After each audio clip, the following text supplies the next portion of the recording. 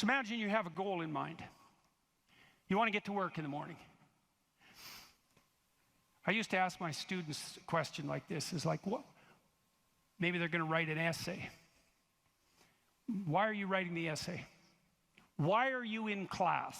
Well, I'm in class because I need this class because it's part of my major.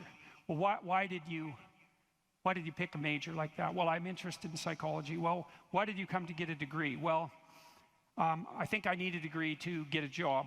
Well, why do you need a job? Well, I need a job to keep body and soul together, and maybe to be productive, and maybe to, establish a name for myself. And why do you want to do that? Well, because, it's part and parcel of living properly. And why do you want to live properly? And well, then, and how would you live if you lived properly? And at that point, people are usually unable to answer, because you can just push people with questions about why until they run out of explanations.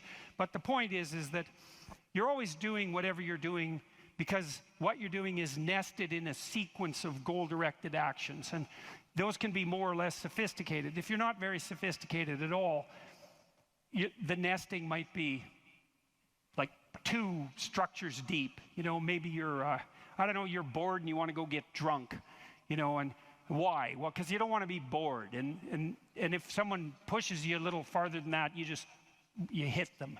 And, you don't want to delve into it. But if you're sophisticated, you have a pretty good hierarchy of answers. So you might say, well, why do you want to be a productive and generous citizen? And like I said, people usually bottom out there. But you could say, well, that's part of reciprocal altruism. And if I'm productive and generous, then that'll encourage other people to be productive and generous. And if we're all productive and generous together, then there'll be more for everyone, and we'll all get along better, and we'll get along for a longer period of time, and that'll make us all more stable, and that'll make our societies better. And then you might say, well, why is that relevant? You might say, well, because the alternative to that is something like a descent into something approximating hell, and so that's part of a reflection of the divine order and the eternal battle between good and evil. And then you could push it farther than that, and you could say, well, are you going to be on the side of the redemptive hero, or are you going to be on the side of the eternal adversary? Like, you can keep digging down farther and farther, and the farther down you dig, the more you get down into what you might describe as the implicit religious substrate. And it's very much useful to know that and to make as much of that conscious as possible. So now imagine that you've come to this talk tonight because you've decided to aim up. And maybe you haven't formulated that precisely explicitly, but something is driving you in this direction. And then you come to the talk and you find out that I'm talking about something that isn't what you expected, and it doesn't seem to be moving you along on your pathway forward to that end. And what's going to happen is you're going to be disappointed. And you might be anxious too. You're going to be disappointed because disappointment signals that you're experiencing something that's not relevant to the goal that you are attempting to pursue, and that might in fact be interfering with it. That's what negative emotion does.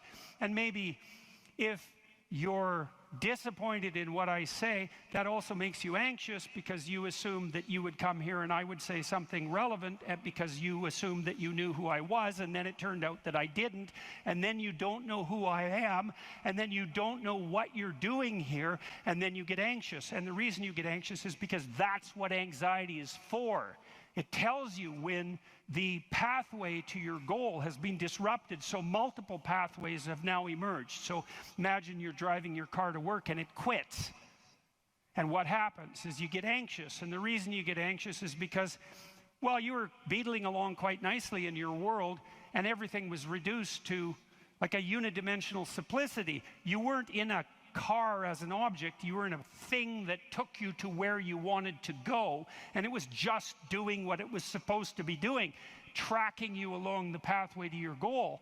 And then it fails and you're off on the side of the road and you get anxious because how the hell are you going to get to work? And what if you don't get to work? And is your boss not going to be very happy with you? And maybe this is the third mistake you've made this week. And what if you get fired? And weren't you an idiot for buying this car? Maybe you shouldn't have a car at all. Maybe you should have walked to work. And, you know, maybe you should take a bicycle because after all, that would save the planet. And, you know, and maybe now you have to take your car to a mechanic. But the last time you went to the mechanic, you got ripped off because you're too stupid about vehicles to manage one, and you're kind of stupid about technology in general, and aren't you stupid? And maybe you're too stupid, and isn't your wife going to... That's anxiety, right? And that's the emergence of a multiplicity of pathways, right? And so what anxiety signifies is the degeneration of an attentional hierarchy into multiplicity. And the reason you get anxious and it feels bad is because now your body can't compute how much energy you have to put out in order to get to your goal. And so you can't organize the world. You're apt to use more resources than you'll replenish. And if you continue to do that, then you'll die. And so anxiety is a signal that complexity has reemerged, chaos. That's the eternal dragon of chaos. Chaos has reemerged because your narrative has collapsed. And so that's negative emotion. That's what negative emotion signifies, is that it's the collapse of an organizing narrative. And so that's very interesting to know. So you feel positive. If I walk on the stage and I know I'm supposed to go to the front of the stage, say, and the reason I want to do that is because I know I have to talk to you, and that's and I want to talk to you because I think it's valuable to talk to you, etc. That's nested in a hierarchy of value. And if I see a clear pathway to the front of the stage, then that actually produces positive emotion. And that positive emotion impels me forward, because positive emotion does impel you forward. That's what it's for. That's how positive emotion is linked to action. So if you're enthusiastic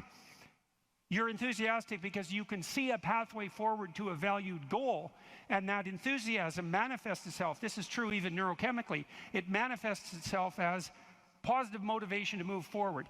And not only that, if you're moving forward and it's working, your brain tracks the fact that it's working, and then that's linked to dopamine release, by the way, which is what cocaine releases. It's linked to dopamine release. And the other thing your brain is doing, even when you're just walking to where you want to go, if you're successfully walking there, your brain tracks what you're doing. There's circuits that are activated while you're doing it. And if what you're doing results in the result you desired, then the dopamine floods those little neurons that are active, and it makes them grow and flourish. And so as you practice something that's working, the circuit that is activated as you're practicing is bathed in dopamine, and that makes it stronger. And that feels good. It's growth. It's part of positive emotion. And so the positive emotion moves you forward, but also encourages you to develop a habit of that practice. And so one of the things I would bloody well say is, don't make a habit of pursuing things that aren't good for you, because you build that into you. That's what happens if you become addicted to something, you know. You build a little monster inside you that's grown. It's there. It's after one goal, despite everything else. Not a good outcome. So now positive emotion also signals the fact that it's also an energy conservation observation. So as I move forward towards my goal, with each step I take, it's going to take less energy to get to the goal. And so that means that positive emotion signifies, what would you say? It signifies the increasing efficiency of your action as you move towards a goal. So negative emotion signifies the fact that things have got too complex for you to manage, and positive emotion signifies that you're approaching your goal and that there's less demand on energy output with every step forward. And so that's emotion. And that's pretty much worth knowing. And then what happens when you're watching a movie is you infer the goal of the protagonist, or the villain for that matter. You infer the goal of the character that's being portrayed on the screen. You adopt that goal as your own. Then you play out the emotions in your own body, which mimics the structure what would you call, the character that's being portrayed on the screen, and you live that all out inside you. And that's also how you understand other people. Right? You don't listen to someone and then figure out what they're saying and then infer what they're thinking. That isn't how it works. What you do is you listen to someone till you figure out what they're up to. As soon as you figure out what they're up to, you can adopt that frame of reference. As soon as you adopt that frame of reference, you have the same emotions. And that's what makes you united. And so that's so interesting. And so then you think, look, there's 5,000 people in here. If there were 5,000 chimpanzees, you guys would be tearing each other into shreds, because no one would be able to know what anyone else was up to.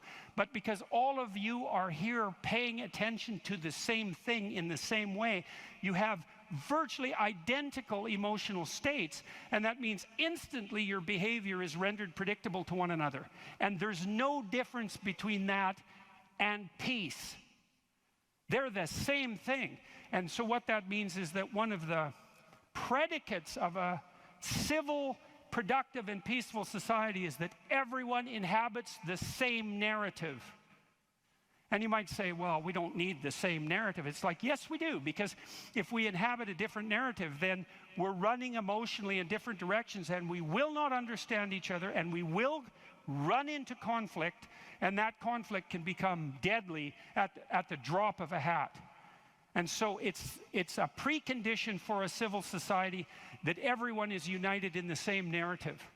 And then that begs the question, right? What is the narrative insofar as we're unified? And another question, which is, what should the narrative be? Right? Now, the postmodernists figured out that we looked at the world through a story, but they said their mantra is they became skeptical of meta-narratives, which are uniting narratives. And that's all well and good to be skeptical about meta-narratives, but you run into the problem of internal disunion, because if you don't have a uniting narrative, then you're divided against yourself, and you run into the problem of social disunity, because if we're not looking at the same thing for the same reason, then we can't get along. And those are big problems. Now, the way the postmodernists glided over that immense cataclysmic problem was to offer the proposition that the narrative that unites us is just one of power and oppression, right? And that the fundamental motivation that guides, first of all, even your internal organization, your own internal tyranny, you're oppressing your id or your natural self. And then if you establish a relationship with someone like a marriage, well, that's just a manifestation of patriarchal oppression. And if you organize a business relationship, it's a relationship of mutual exploitation, and so far and so on, all the way up the political hierarchy, all the way back into the past. A more dismal view of human existence couldn't possibly be formulated. And I always think about it as a kind of implicit confession. It's like, so you think the world's all run by power, do you? Okay, I know what game you're playing and attempting to justify, and it's completely bloody preposterous, because first of all, if you tyrannize yourself, you're going to be one miserable creature. Plus, you're going to rebel constantly, as you already know. I'm sure all of you have tried at one time or another in your life to force yourself to do something with a whip, so to speak, and what you instantly find is that you're so condemned to be free that you'll even resist your own tyranny, right? Try telling yourself to do something and see if you do it. I'm going to go to the gym. That's New Year's. I'm going to the gym 3 times a week, 2 hours a day. It's like, no, you're not. You're going to last like 3 days. And then you're going to find an excuse. The rebellious part of you is going to find an excuse, then you're not going to do it. And it's a bloody mystery, isn't it? Because you'd think you could tell yourself what to do. Because otherwise, who are you? You're the part that told yourself what to do, but you don't listen, so what the hell's that part? That's you, that's for sure. So you can't even tyrannize yourself with any efficiency. And then if you're married, men, you're married, try tyrannizing your wife. And see how well that works. And like, it might work for 10 minutes, but she's not as big as you, but she's a lot sneakier.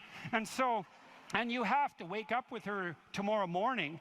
And so even if you do win the fight, which you won't, she's going to bloody well take it out on you the next day, and no wonder. And so you're bound in that relationship by the necessity of continual iterative interactions, right? And they have to be moderately peaceful, or you're going to tear each other into shreds.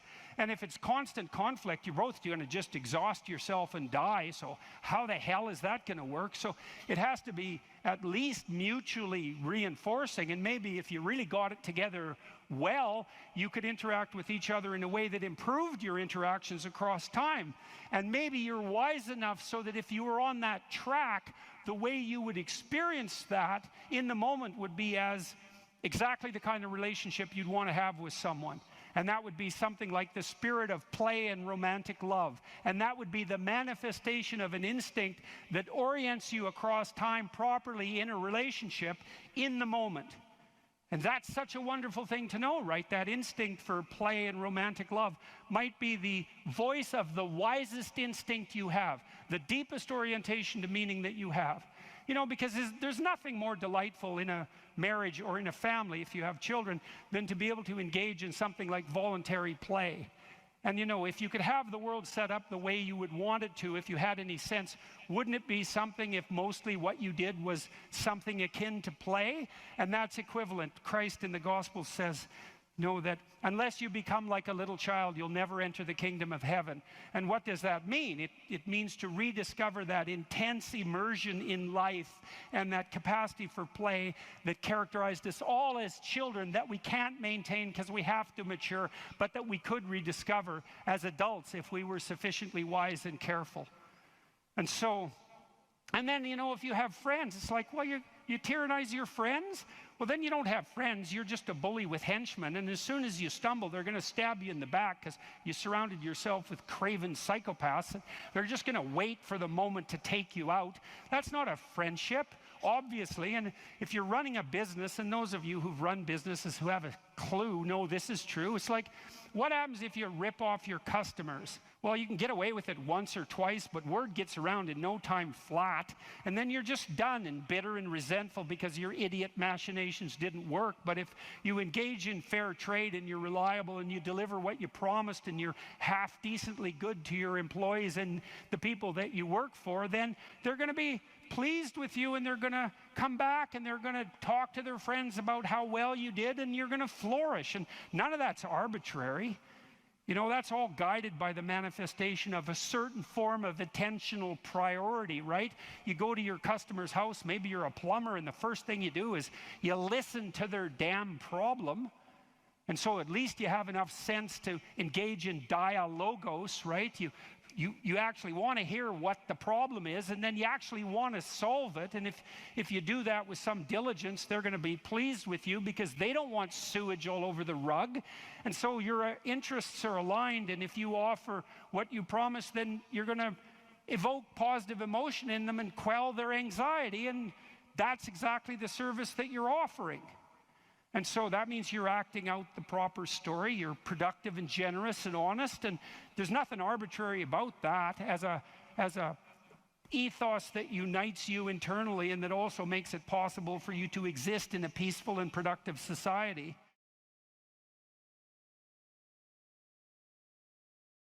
And so this is a good thing for people to know. If something bothers you, there's a billion things that could bother you, and not everything does. And so then you might ask, well, why does that thing bother you when some other thing that's equally bad doesn't?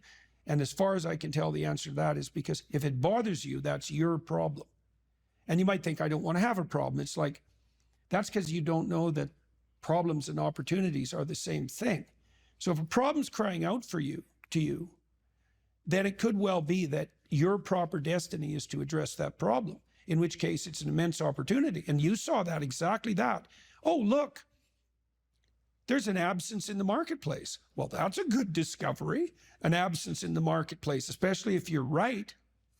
And so that's what you did. And then you got a movie out of it. So that's a pretty good deal. Yeah. You know, and that's independent of its eventual success as a movie, because even if it lands at any of the levels of success it could land at, you got to make a movie. And so that's pretty good. And God only knows what you learn doing that. So there's no loss in that, right? Yeah. There's just gain. There was an interesting thing that I realized during this whole thing, and it is related to what you just said. So for many years, I have told people that if you have an idea and you don't execute on it, your idea doesn't mean anything. Ideas are a dime a dozen, and it doesn't really matter. Yeah. And what I realized in making this movie is that I was actually wrong. Okay. Because if an idea, it's worthless if you don't execute it on it. I get that. But the actual idea that if you have an idea, if you have an idea and it's good, Yeah. you can't even put a price tag on that thing. And that's why when you look at Hollywood makes a bunch of what are they called? Like reruns of the same movies, right? There's a reason for that. They have all this money to throw at ideas, and they just go, well, you know what? Make the superhero movie again, make the space movie again. They just make the same movies often over and over again.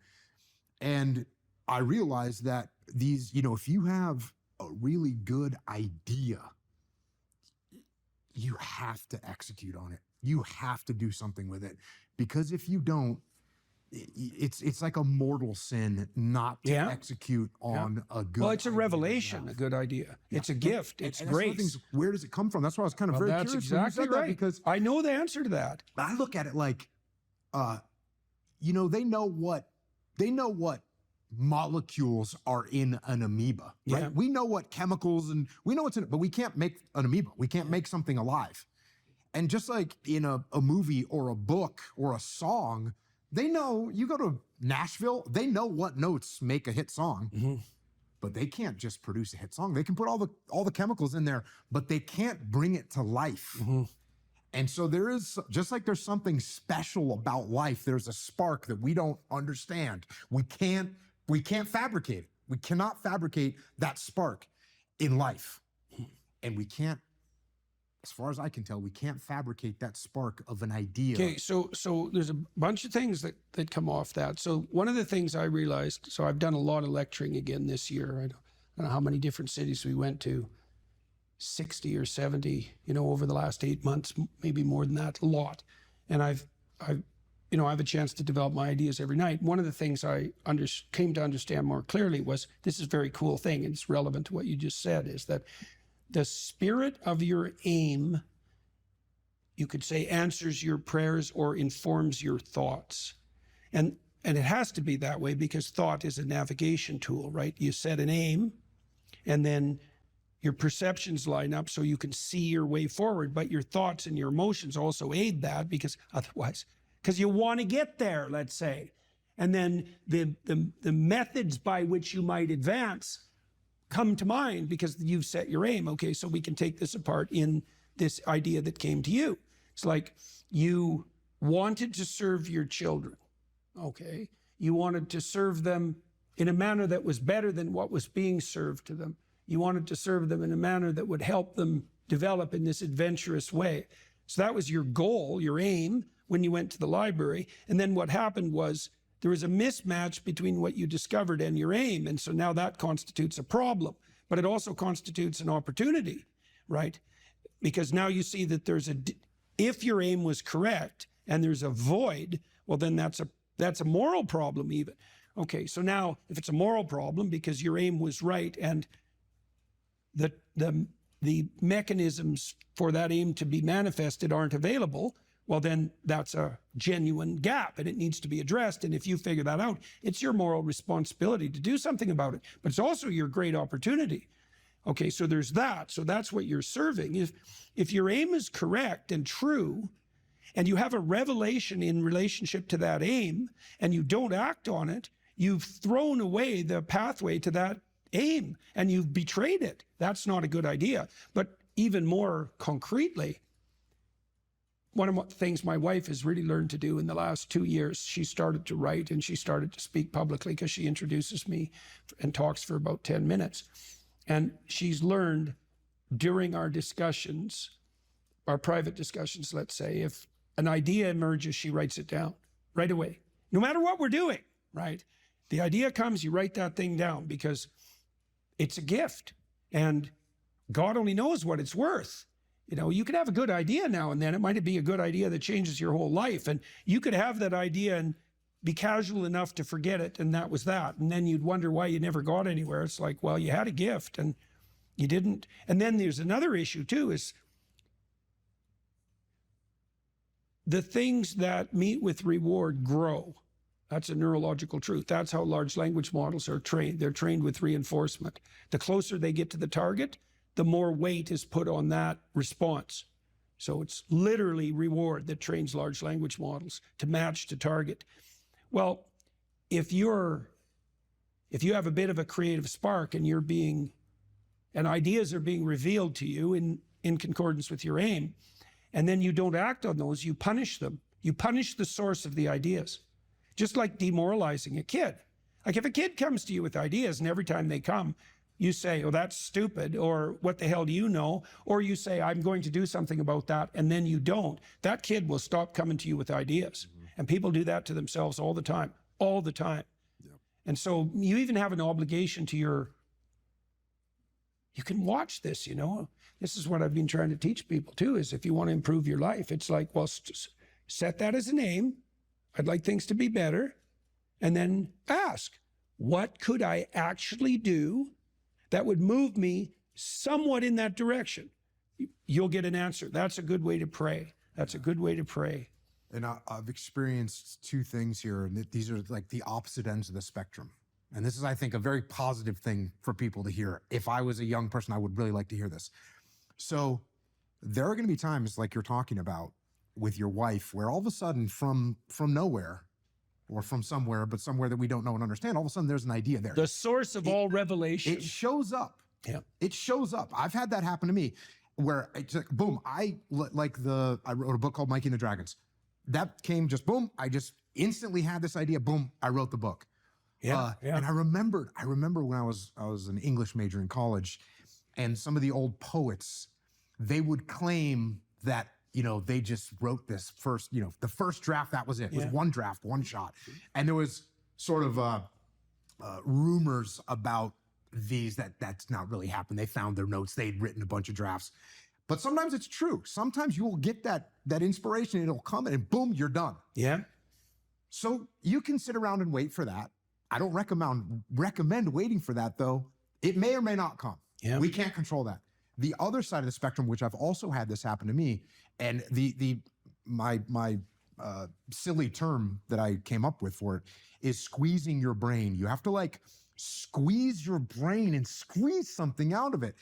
And what I like is this idea, just to come full circle a little bit here. You know, I had this thing where I wanted to have lessons for my kids that they could read in a book. Yeah. And so I have that. There's my aim, what you would call an aim. Yeah. Well, I didn't immediately say, oh, okay, what I can have as a kid that's going through kind of kid problems and his uncle who's a Navy SEAL can come and stay with him for the summer and he can teach him. I didn't have that. And I definitely didn't have the nuances of like, oh, he can get bullied by this kid. And he can times that like, fills in. Right. But I squeezed on my brain and thought, what would be a good, and then all of a sudden, boom, you just start, you find your path and the story will come or the idea will come. And well, that's part of that disciplined striving. Like I learned when I first started writing, I forced myself to sit and write every day. And some days I was highly productive and other days I wasn't so productive. But every day, if I sat long enough, I was a little bit productive. And then I got better at being productive and much better at not delaying sitting down. That took a long time, really years to really get disciplined. I'm still learning that discipline, right? I mean, how long do you write for at a time? I max out about 3 hours. Okay. I find that if I write more than 3 hours continually, I get exhausted. So 3 hours is about right. And I've learned tricks like at the end of the writing session, write down what you're thinking so you can use that the next day and do it every day and so on. And I've got to the point now where I can write a newspaper article, a good newspaper article, pretty much in one draft, but that's taken 35 years of writing to manage that. But I learned early that if I sat long enough, I would write something that would be valuable, right? And some days it took like 45 minutes to get warmed up so that, you know, everything I wrote was just painful to produce and not of very high quality. But if you persist, the thing that persistence, that's the other thing that's kind of interesting neurologically. You know, I already said, if you punish the source within you that gives rise to ideas, it will stop producing ideas. So that's a bad idea. But it's also the case that you want to make being creative the victor over all the competing pulls and temptations. And partly what you're doing when you're disciplining yourself is that. It's like, no, I'm going to sit here, regardless of all the other things I could be doing, all the other things I could be thinking, until that part of me that's able to create wins that internal battle and prevails. And then it gets stronger and stronger over time. And that's building character. That's exactly what that is. Are you depressed, or do you just have a horrible life? And those are not the same question, because if you're depressed, you have a life that in principle should work, but isn't. And so you come and say, look, I've got a lot of things going for me. You know, I've got a good job. I've got a good family. My wife loves me. But man, I'm miserable all the time. It's like, okay, well, let's delve into that a bit more deeply. But that kind of sounds like depression. But then you might come and say, well, I'm miserable. I'm suffering. I don't even want to be alive. And then I might ask, well, do you have an intimate partner? Well, no, not really. And I have had a history of catastrophic relationships. Do you have any friends? Well, you know, I have this one person I phone like once every month or so. But other than that, no, I don't really see anyone. Well, do you have any close family? No, my family's pretty fractured. I don't get along with my mom and dad. I don't see my sisters or my siblings much. It's like, well, how about a job? Or how about a career, or failing that, a job? It's like, well, I've always kind of been underemployed, and I just lost my job, and you know, that's not going very well, and so on. You can walk through someone's life, and you can find out if they're reasonably embedded in a hierarchy of social institutions. And if the answer is no, no intimate partner, no family, no children, no friends, no job, no career, no educational pathway, no engagement in civic responsibility, let's say, no church attendance, no spiritual life, no routine. It's like, well, you're not depressed, you just have a horrible life. Multidimensionally. Like, it's no wonder you're depressed. There's nothing in your life that is working. But it's interesting because that's not exactly a diagnosis at the level of the individual. It's a diagnosis in relationship to the relationship between the individual and this structure of containing social institutions. If you don't have an intimate partner, and you don't have a family, and you don't have any friends, and you don't have a career or a job or any civic involvement or any involvement, let's say, with religious institutions, and you don't have any creative striving, all you've got left is pain. And so that's what you have. And so here's a different way of thinking about sanity. Sanity isn't being well constituted as an atomized individual. Sanity is what makes itself manifest if you're properly situated in a hierarchy of social order. To be well constituted, you have to be a harmonious player in a multidimensional symphony in some real sense of social interaction. It's very hard to stay on the straight and narrow without a partner who doesn't share your blind spots, correcting you constantly. You know, now that's annoying. There's a tussling about it, right? There's a fractious and adversarial element to that, because if you're married, you don't see eye to eye, and thank God for that, because sometimes in your foolish insistence on being right, you're wrong, and wrong in a way that'll take you out. And so you better have a partner who doesn't think the same way you do. And fortunately, if you have a partner, you have a partner who doesn't think the same way you do. And so if you can get the dialogue flowing, then that's a mutually corrective mechanism. And so then you might say, well, the truthful dialogue between partners in a marriage is actually, it's the process by which sanity itself is generated.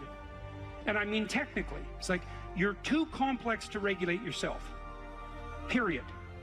And so you need other people to help you do that. So if you have a wife or a husband, someone who knows you and is there for the long run, they can help, you can help each other find the meaningful path and stay on it. And you can't do that alone. And probably just having a partner isn't enough. You need kids, likely, to keep you sane or to drive you crazy, depending on the nature of your children, let's say. You need family, you need your parents, you need your siblings, you need another community around you that's not merely your wife, because you're so crazy that it takes a village to keep you sane. And so, and then surrounding that more intimate web of kinship, you need friends. And friends keep you sane. Well, how? Well, you have to act in a manner that makes them want to be around you to have friends. And that means that to maintain your friendships, you have to be saner than you really are, right? You have to be, they have to be able to enjoy their time with you. If you practice forthright and voluntary exposure to that which terrifies and dismays you, it transforms you. And we really know this as psychologists. We even know there's more and more evidence suggesting, for example, that if you imagine you adopt this attitude of voluntary confrontation, that changes you psychophysiologically. So much of the biochemistry of motivation and emotion is transformed when you take a stressor which could be oppressive and paralyze you and cause you to withdraw, and you reverse that and you decide to advance. It's like a different spirit inhabits you. And I mean this physiologically. There's a whole different pattern of being that makes itself manifest in you neurologically and psychophysiologically and pharmacologically. So you take it on as a challenge, right? And that transforms you at a cellular level too, because one of the things we've discovered in recent years is that if you do something new and complex, then that turns on that parts of your DNA that haven't produced proteins before will start producing new proteins and reconstruct you from the cellular level up. So it's a deep transformation, and we have no idea how deep.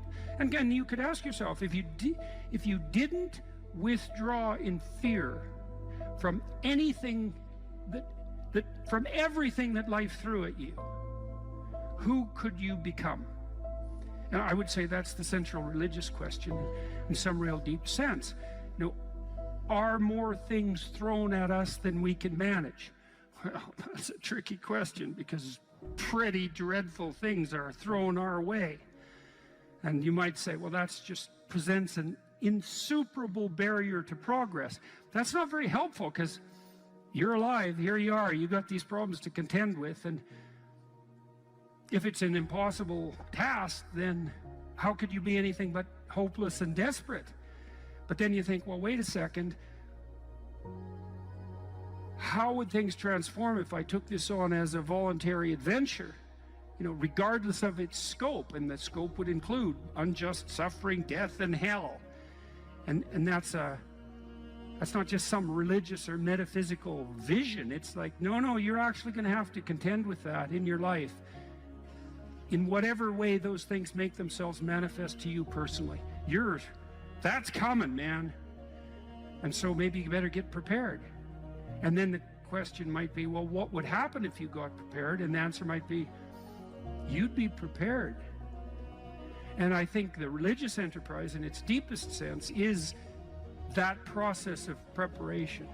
And you know, you might want to even push that a bit farther. You might say, well, not only do you want to get prepared for what's coming your way, but you want to be so prepared that when it comes your way, that it doesn't make you bitter and resentful and tempted by the desire to walk the path that would make all of that even worse.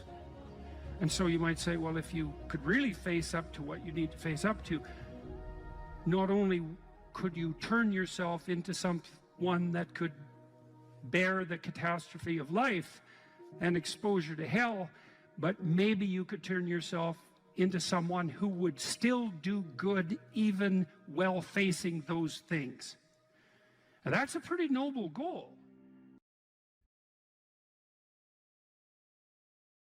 Well, so you're moving from point A to point B in your little circumscribed world. You've made everything invisible. And as long as that works, then your theory's good enough. It's accurate enough. It's true enough.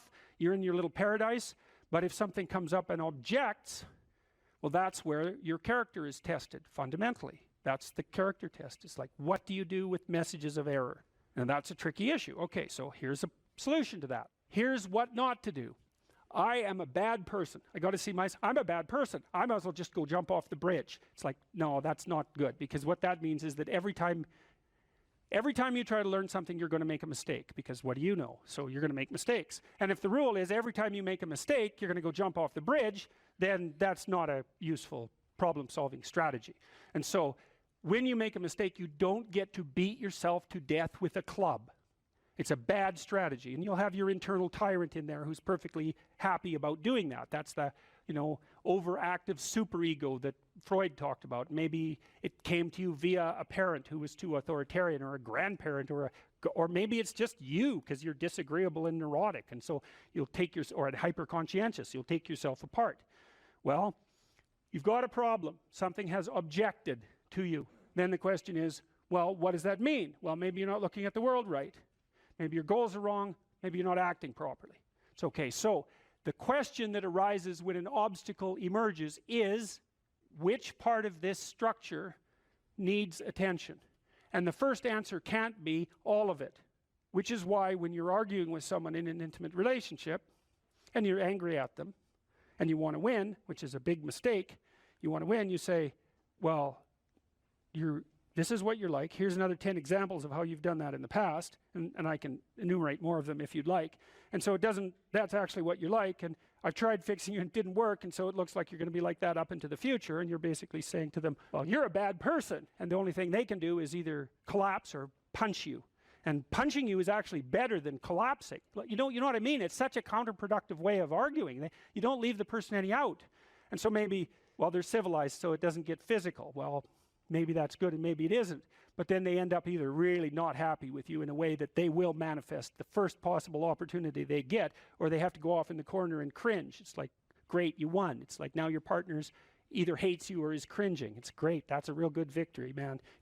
Rack up about 100 victories like that and you'll be in divorce court and spending $250,000 while being miserable about it. Yeah. So anyway, something objects to you and you think, okay, well, I need to take myself apart, right? Because there's a piece that's broken somewhere, and then you might think, well, let's assume it's a little piece to begin with. That's the right mechanism. It's like, okay, you got a C-. That doesn't prove that you're stupid. Now, it implies that you might be stupid, but it doesn't, right, really, it does, and that's why you don't want to look at it. Maybe it implies that you're lazy, or implies that you're ignorant, or like it implies all sorts of terrible. Might imply that you're a bad person even. But you don't want to leap to that, and that's sort of the proclamation of innocence before guilt. Assume that you're the least amount of reprehensible and ignorant possible. And so then you look at the micro routines. It's okay, well, I got a C- in this course. Maybe I should study for that course 15 minutes more a day for the next 3 months. And then you ask yourself, do you think you could do that? No, I'm too useless. Okay, how about 15 minutes every second day? You think you could do that? You put it in your schedule, like 15 minutes every second day in the morning. And that's, well, you think, well, what's wrong with me? Well, I'm not very good at managing my study schedule. That's not quite down here at the behavioral level, but it's pretty close, because what you can take an action. You can open up your schedule and you can say, oh, I'll mark 15 minutes aside. Then you can practice doing that. It's pretty low level in the hierarchy. It means, well, you're still not a horrible person. You just got to polish up your work ethic. And so what you want to do is it's like the old adage, you got to stand up for yourself, but you don't want to make unnecessary enemies. That's a really good thing to know. It's like, shut the hell up most of the time, but now and then you don't shut up because it's time to say something. You You don't want to make unnecessary enemies, though. Well, you don't want to take yourself apart any more than is absolutely necessary. Start little, and you do that with people around you too. Like if you have a child, you know, and the child does something that isn't right, then you think, okay, minimal necessary intervention. What can we do to decrease the probability that that's going to occur in the future? So, and that's a good thing to know with children. It's also a good thing to know with your partners. You're having an argument with them. It's like, okay, what the hell do you want? What's the minimum thing you can request from them that would satisfy you? And the evil part of your soul is going to be, I want them cringing in a corner. It's like, yeah, get that stuff under control, man. See if you can figure out what that person could offer you that would be minimal that you would accept. And then tell them that. It's like, here's the words I would like you to say in the apology I would like you to formulate, assuming that you think you did something wrong. We have to argue about that because maybe you didn't. But if you did, I want to specify it precisely and narrowly, and I want to give you an escape route. And you know, you might only be able to do it badly because you're still mad. So you apologize half-heartedly. It's like you get a pat on the head for that. Good. Next time it'll be 51%, not half-heartedly. Right? So it's careful training. It's careful training of yourself and other people with the goal in mind, but also with the least amount of harshness possible. And then the other thing to do as well, and this is also true for you, and this is something I learned from studying the behaviorists, is like watch the people around you like a hawk. Whenever they do something that you think is good, you tell them. That's wisdom, man. You'll get so far with that you cannot bloody well believe it, because most people, you know, they're afraid of any number of things, but one of the things they're really afraid of is that now and then they'll creep out of their cynical shell and try to do something good. You know, it's like they're popping out this thing that's unbelievably vulnerable. They'll try to do something good and creep right back into their persona, and they'll look around, see if anyone noticed, and sometimes they'll get punished for it, and then, well, then they won't do it again. So don't do that. But then now and then you think, hey, I saw you do this. That was actually pretty good. And they think, oh, wow, someone noticed. You know, it's like, wow. And then they'll think, yeah, I could do that again. And if you want to live with someone for a long period of time, I would say every time they do something that you would like them to do more of, number one, notice. Number two, tell them, right? Because I know you don't want to, because you really want to dominate them, and you don't want them thriving, because then they'd be competition to you, and you wouldn't be able to go complain to your mother about what a miserable partner you have, and you know how delightful that is. So you have to forego all that pleasure if you actually helped your person develop. So you got to get over all that. It's really annoying. So, you know, you've got this person pegged as, yeah, you're stuck with them, and, you know, maybe it's the best you can do, but you got one eye open. And then every time they do something good, you don't want to notice, because if that elevated them a little bit, you wouldn't be able to feel so resentful and miserable and keep your eye open for the next possible affair. And that is what people are like. That is what people are like, and that's what you're like too. That's what people are like. So you got to decide if that's what you want, or you want to help the person that you're with grow, you know. Now, it's dangerous because they might outshine you. Well, good. Then you have someone to compare yourself to. That'd be a good deal. It's really rough with kids, you know, because parents will stop their children from succeeding beyond them. They get jealous. And then they'll put them down. And then they have kids that do not like them. And they'll pay for it.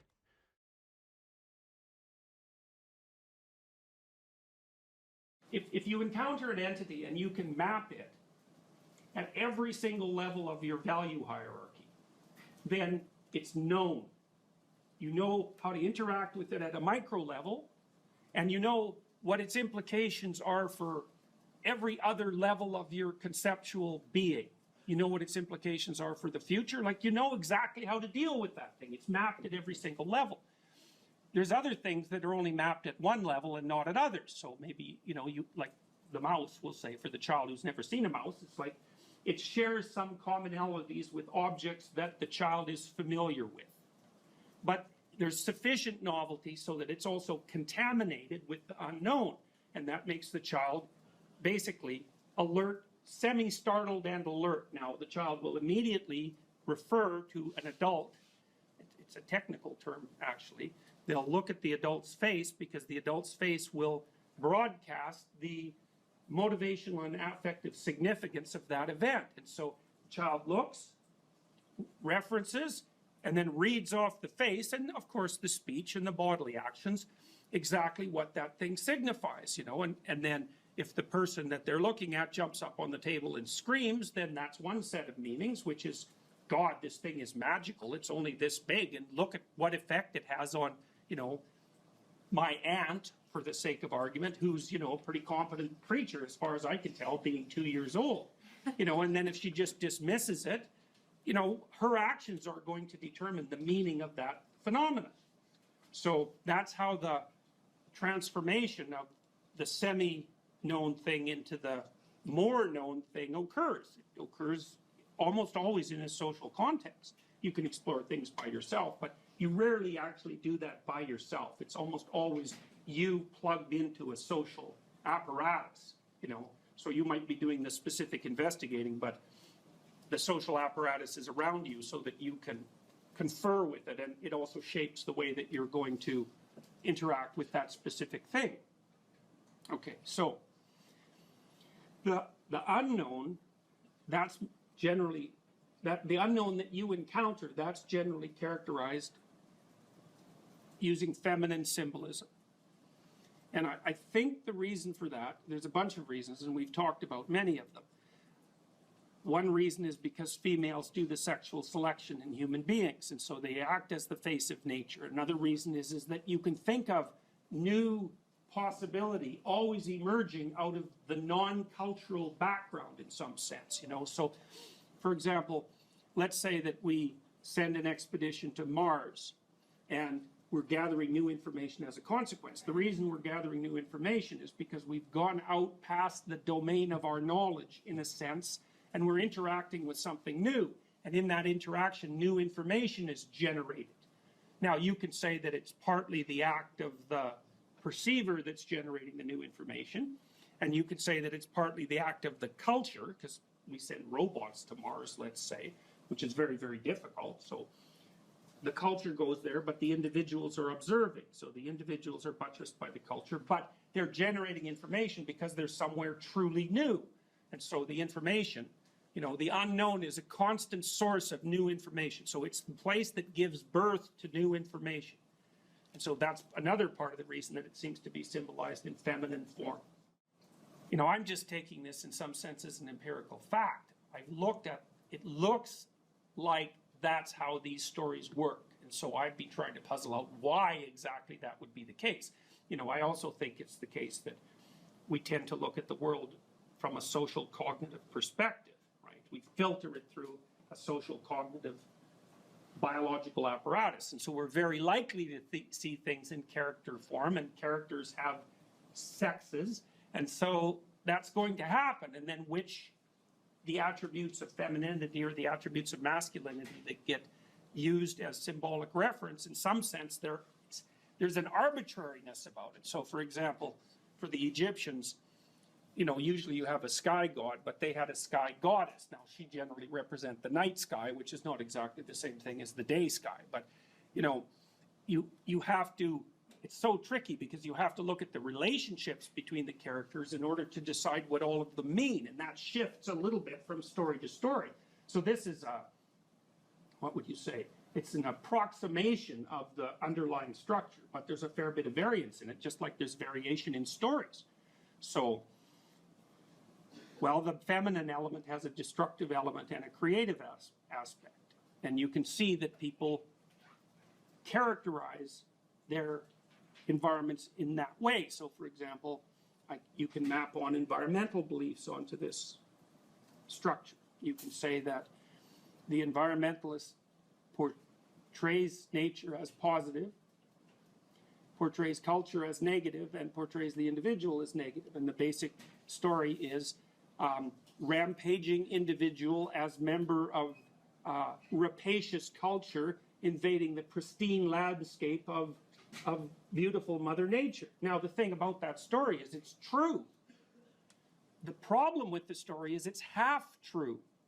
Now, so for example, one thing that's interesting to conceptualize is that that's exactly the opposite of the frontier myth. Now, the frontier myth was a story that was used extensively in Europe to drive immigration into the United States. And it was used to some degree in Canada too. And the story was the exact opposite. It's the hero so that would be the immigrant, pioneer, bringing the benefits of order to a savage wilderness. Well, that's also true. But it's so interesting that both of those things can be true, and they're completely different from one another. There's no commonality at all between those two stories, except for the way that they use the characters. There's a feminine character, a masculine character that represents culture, and then there's another character that represents the individual. And you could even see that, if you think about it historically, the US was founded in some sense on a frontier myth, and that was too one-sided, and so by the time the 1960s came along, the early 1960s, it shifted to its opposite. And that you need that because systems have to oscillate to some degree to remain stable across time. They can't just be fixed in place. So they're going to play back and forth through the archetypes in an attempt to keep them balanced, because that's what you're trying to do. You're trying to keep them balanced. And so, well, you have the destructive and creative element of Mother Nature. You see that all the time in movies where the thing that the hero is striving against is the negative element of the unknown. How many of you have seen the movie Alien? Okay, so, that's a pretty graphic representation of, well, those aliens are more reptilian in form. So they're almost like, they're more at the dragon of chaos level of civilization. But they're like a terrible external force that's threatening human culture and the individual. It's exactly the opposite story that's played out in, what was the movie with all the blue creatures? Avatar, right. Avatar is exactly the opposite of that, where, the unknown nature is just nothing but, it's like sweetness and bliss. And, and the human culture is portrayed as spearheaded by greedy and rapacious individuals who are basically manifestations of the military-industrial complex. The funny thing is those both make good stories. And that's because, well, it's because they have enough archetypal truth so that there's many situations that they're relevant to. Sometimes Mother Nature is your best friend, and sometimes it's your worst enemy. And so you could go down to the jungles of Peru, and you could talk to the people who live there, and you could find out what they know about medicinal plants in the jungle, and you could bring home things to cure disease. Or you could just go down there and get lost in the jungle, and then you're dead. In some sense, it's the same jungle. And whether it's positive or negative depends on what stance you take towards it and how you behave. And so the other thing that's really interesting about mythology, and this is the lovely element of mythology, is that part of what it does is tell you how to take this incredibly complex landscape that's positive and negative at the same time at every level of analysis, and how to navigate through it so that the proper balance is maintained as far as the entire system is concerned. So that culture has an orderly element, and that's what protects us here, and it has a tyrannical element, and that's what makes you treated like numbers at the University of Toronto. You get both of those at exactly the same time. And then the archetypal individual has the same fundamental nature, hero or villain. And those have archetypal roots, because the ultimate hero is the ultimate perfect person, and the ultimate villain is, Satan himself in whatever form he happens to take. And it doesn't take much knowledge of this structure before you can start seeing it manifest itself all over, especially in movies that are particularly popular, because they almost always have a central archetypal theme. The Marvel superhero movies are a really good example of that. So, and if it's complex literature, the archetypes are mixed to some degree. So you have a hero who's not only a hero, you have a hero who has all sorts of flaws, and he's in a culture, or she's in a culture that has positive elements and negative elements, and they're in a broader landscape that's characterized by exactly the same thing. So it's nuanced, and the more sophisticated you get, the more you can tolerate that kind of nuance. And I think that's also one of the things, that's partly why literature is such a good antidote to ideology, because the more sophisticated the literature becomes, the more complex and fragmented in some sense, or differentiated. the more differentiated the archetypal landscape becomes. So when someone tells you a story, whatever the story happens to be, one of the things you can do when you know this substructure is you can say, okay, yeah, but where are the missing pieces? Where are they going? Because if they're not included, then they're generally projected onto something. You know, because they're there, you can't get away from them. They're there. How does the person account for them? You know, so.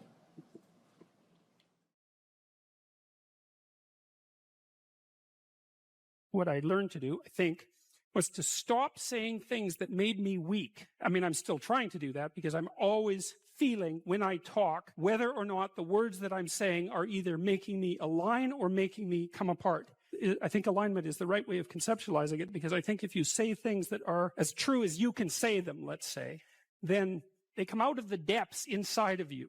Because we don't know where thoughts come from. We don't know how far down into your substructure the thoughts emerge. We don't know what processes of physiological alignment are necessary for you to speak from the core of your being. We don't understand any of that. We don't even conceptualize that, but I believe that you can feel that. I decided that I would start practicing not saying things that would make me weak.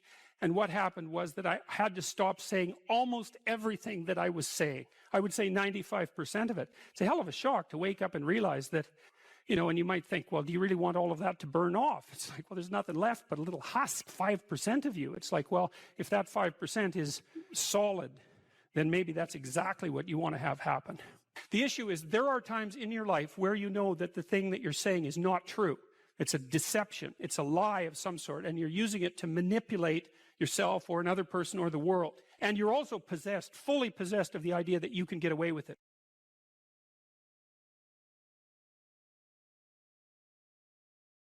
If you are an anxious person, and that's manifesting itself in, say, neurotic overanalysis, there's 4 things you can do very rapidly. Number 1, get up at the same time every day. And I would recommend in the mornings. That's when people generally get up, and it's good to do what everyone else does, unless you have a good reason not to. Number 2, eat a large breakfast. Keep it carbohydrate light. Make it fat and protein heavy, and eat more than you want. You might say, I'm not hungry in the morning. It's like, this has nothing to do with what you want or what your appetite is. It's like, you need to eat in the morning. If you're an anxious person and you don't eat in the morning and then you stress yourself out, your body hyperproduces insulin. It takes all the blood sugar out of your blood, and that dysregulates your metabolism for the entire day. I've had lots of anxious clients who would say fall into the overanalytic category, who were like virtually cured by eating a large breakfast every morning. You could try some physical exercise. Weightlifting is really good for curing anxiety. Another thing you could do, as I alluded to earlier today, is to make a schedule and start attending to your daily micro routines.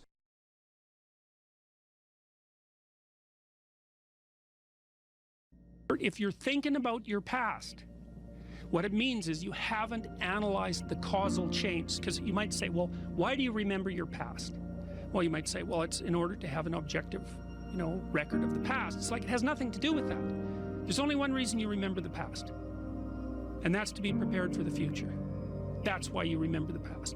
And so what you're supposed to do is take the past and extract out from it wisdom. And wisdom is the ability to avoid stumbling blindly into ditches. Here's a time in my past I stumbled blindly into this horrible ditch and terrible things happened to me.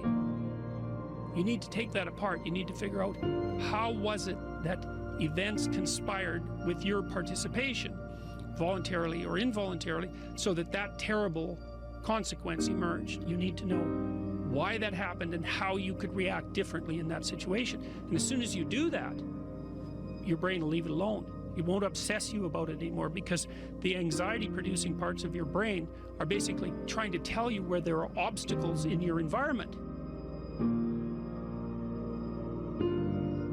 Don't go there, there's fire. Maybe you could master the fire, right? Then you're a wielder of fire, you're not just a victim. And lots of situations are dangerous or not dangerous depending on your level of mastery, right? Life is like that. And so a negative emotion that's associated with a memory is something that's crying out for mastery, and writing can really help with that. You're reorganizing your brain when you write autobiographically. Imagine emotion. Memories can be stored at different levels of your brain, from sort of primordial reptilian image-laden areas that are very emotional, up to finely articulated plans for your future life, Well, you want to take everything that's negative and emotional and transform that into a fully articulated vision for your future. And that frees you of your past. You shouldn't be thinking about your past. I mean, maybe if you're 80 and, you know, you're going over a well-spent life, that's a whole different thing. But if you're 30, 35, or 20, and most of the time you're thinking about your past, it's like your soul is trapped back there. You need to free it through investigation. And the metaphysical language is appropriate because that is, in a sense, what you're doing. You're trapped in the past. It's like you got to break free of that so you can use all your resources to move ahead into the future.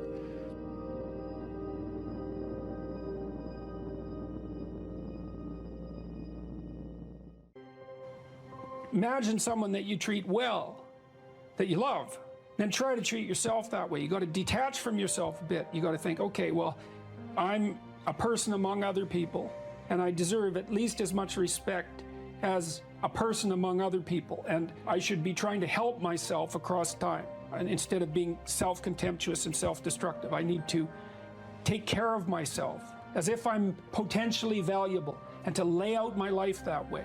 And so that's what that chapter is about. And it's hard for people, you know, they don't take care of themselves as well as they should. And I don't mean, you know, take care of yourself. I mean, that isn't what I mean. It's like, it's not a moralistic attack. It's like, it's an encouragement to give yourself a bit of the benefit of the doubt. Take care of your room, take care of your things, like have some respect for yourself. It's like there is a lot of potential within you, and there's many things that you can do, and you're necessary more than you think to the unfolding of things. Like if you make a bunch of bad decisions, things get worse, not just for you, like things get worse. And so it matters what you do. And so part of what you do is you want to treat yourself as if what you do matters. And so you want to have some respect for yourself. Young people like to think about ways to change the world, right? And that's actually a positive part of their development. It's a stage that the developmental psychologist Jean Piaget called the messianic stage, and he associated that with late adolescence. While young people want to change the world, the problem is that that's been harnessed into attempts to change other people. But that isn't what you should do. If you want to change the world, you should change yourself. In the sense that Alexander Solzhenitsyn said when he analyzed the Soviet Union, he said, don't be thinking that the line that divides good from evil runs down a political spectrum or countries or something like that. It runs down right down the middle of your soul. And if you want to sort out the world, then what you do is you sort yourself out. It's a serious business.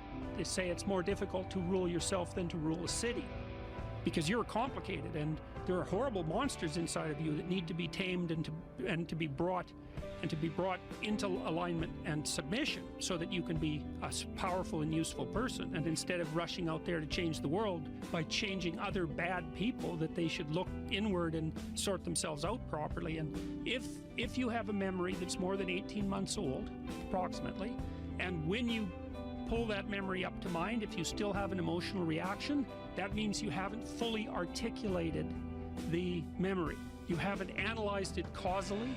You haven't freed yourself from its grasp, and you're carrying it like a weight. And your brain responds to that. Like the more weight you're carrying like that, more baggage, let's say, the more of the stress hormone cortisol your brain produces. And cortisol makes you old. Divide your life up into 6 epochs. And then divide each of those, that might be, say, birth to kindergarten, and then maybe elementary school, and then maybe junior high school, however you want to do it. And then to write about the emotionally significant events in each of those epochs, and then to describe their effects on you, and then to analyze how you did in those situations, what you might have done differently, what you might do differently in the future, to straighten out your past. And you know, people are very, very, very, very tough. And it turns out that if you face things, that you can put up with a lot more than you think you can put up with, and you can do it without becoming corrupted. And she did recover quite fully, and much as a consequence of her own machinations, because she figured out what was wrong with her and then took the necessary steps to fix it, which is nothing short of a bloody miracle as far as I'm concerned. And anyways, part of the cat bit is I actually start by talking about our dog, who actually died about a year ago, but he's still alive in the book. I let people know, because dog lovers love dogs, and if you love cats, then they think you don't like dogs, and then they don't like you. So I also point out at the beginning of the chapter that, if you want to pet a dog on the street, that's okay too, so you don't have to get up in arms about it. But the idea is that, you have to be alert when you're suffering. You have to be alert to the beauty in life, the unexpected beauty in life. And that's kind of what I was trying to get across with the idea of the cat. There's this cat that lives across the street from us called Ginger, and Ginger's a Siamese cat. And cats really aren't domesticated, technically speaking. They're still wild animals, but they kind of like people.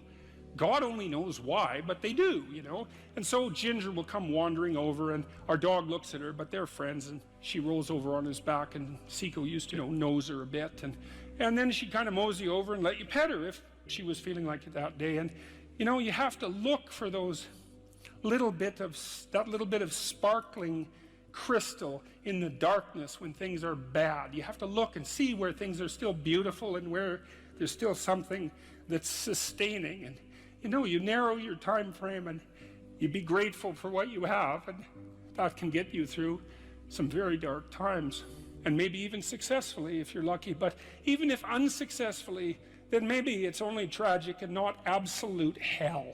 And you can do that, in the worst situation. You can make it only tragic and not hell. And there's a big gap between tragedy and hell. There's nothing worse at a deathbed than to see the people there fighting.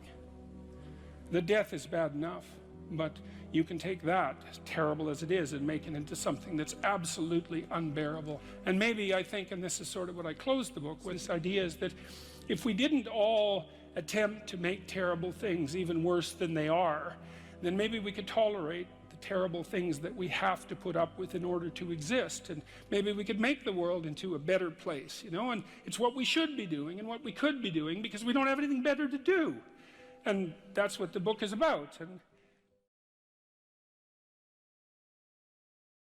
put yourself together. And then maybe if you put yourself together, you know how to do that. You know what's wrong with you, if you'll admit it. There's a few things you could polish up a little bit, that you might even be able to manage in your insufficient present condition. And so you might shine yourself up a little bit, and then your eyes will be a little more open, then you can shine yourself up a little bit more, and then maybe you could bring your family together instead of having them be the hateful, spiteful, neurotic, infighting batch that you're doomed to spend Christmas with. So then you fix yourself up a little bit, and then you got to figure out, well, can you figure out how to make peace with your idiot brother? And probably not, because he's just as dumb as you, so how the hell are you going to manage that? And so then maybe you get somewhere that way, and your family's sort of functioning, and you find out, well, that kind of relieved a little bit of suffering, although it reduced the opportunities for spiteful revenge, and that's kind of a pain in the neck. And so then you get your family together a little bit, and you're a little clued in then, at least a bit, because you've done something difficult that's actually difficult. You're a little wiser, and so then maybe you could put a tentative finger out beyond the family and try to change some little thing without wrecking it. So, and that's the other message of the West. It's like, how do you overcome the suffering of life? And I'm not saying it's only the message of the West. How do you overcome the suffering of life? Is be a better person. That's how you do it. Well, that's hard. It takes responsibility. And I think, if you said to someone, you want to have a meaningful life? Everything you do matters. That's the definition of a meaningful life. But everything you do matters. You're going to have to carry that with you. Or do you want to just forget about the whole meaning thing, and then you don't have any responsibility, because who the hell cares? And you can wander through life doing whatever you want, gratifying impulsive desires for how useful that's going to be. And you're stuck in meaninglessness, but you don't have any responsibility. Which one do you want? Well, ask yourself, which one are you pursuing?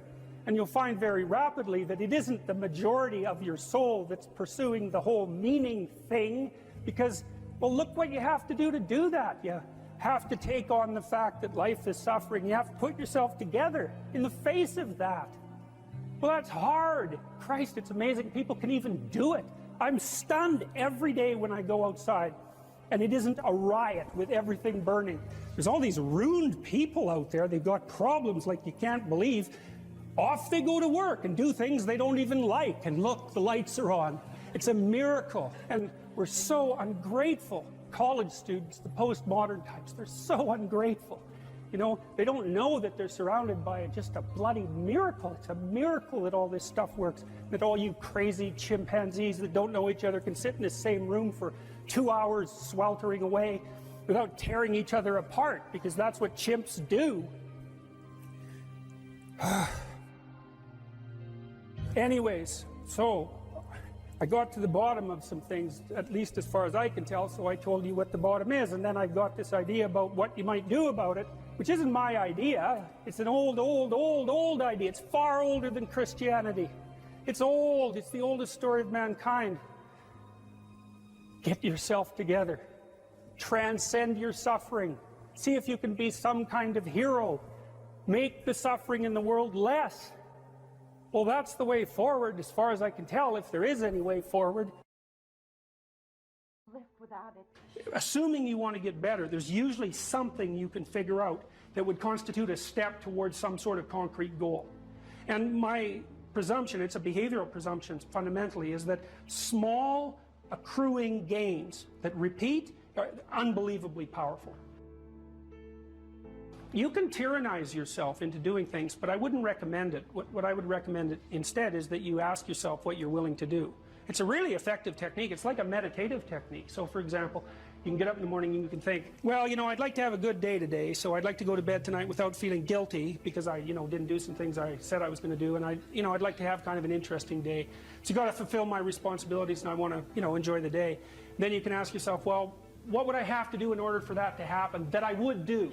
And the probability, if you practice this for 3 or 4 days, is your brain will just tell you. It'll say, well, there's that piece of homework that you haven't done for like 3 weeks. You should knock that sucker off because it would only take you 10 minutes and you've been avoiding it and torturing yourself to death for 72 hours straight. And say, well, let's figure out what your aims are. You've got to have some aims, whatever they are. And they might say, well, I'm so depressed I don't have any aims. And then I say, well, pick the least objectionable of the aims and act it out for a while and see what happens. Because sometimes your emotional systems are so fouled up that you have to pretend. You have to act the thing out before you can start to believe it. Life can be meaningful enough to justify its suffering. I thought, God, that's such a good idea. Because it's not optimistic exactly. Some people will tell you, well, you can be happy. It's like, those people are idiots. I'm telling you, they're idiots. There's going to be things that come along that flatten you so hard you won't believe it. And you're not happy then. And so if life is to be happy, well, in those situations, what are you doing? Why even live? But life isn't to be happy. If you're happy, you're bloody fortunate, and you should enjoy it. You should, because it's the grace of God, so to speak. People know when they're doing something meaningful. They can tell, so why the hell don't they do meaningful things all the time? It seems obvious. You could do it. I mean, it's hard, because other people want you to do other things, and it's a struggle, but everything's a struggle. Oh, I get it. I see why. It took me about 10 years to figure this out. People have a choice. Choice number 1. Nothing you do means anything. Well, that's kind of a drag, right? It's the meaninglessness of life and all that existential angst. That's kind of a pain. But the upside of nothing that you do is meaningful is you don't have to do anything. You've got no responsibility. Now, you have to suffer because things are meaningless, but that's a small price to pay. The alternative is everything you do matters. Really. If you make a mistake, it's a real mistake. If you betray someone, you tilt the world a little more sharply towards evil rather than good. It matters what you do. Well, if you buy that, then you can have a meaningful life. But there's no mucking around. It means responsibility. It means that the decisions you make are important. It means that when you do something wrong, it's wrong. Well, do you want that?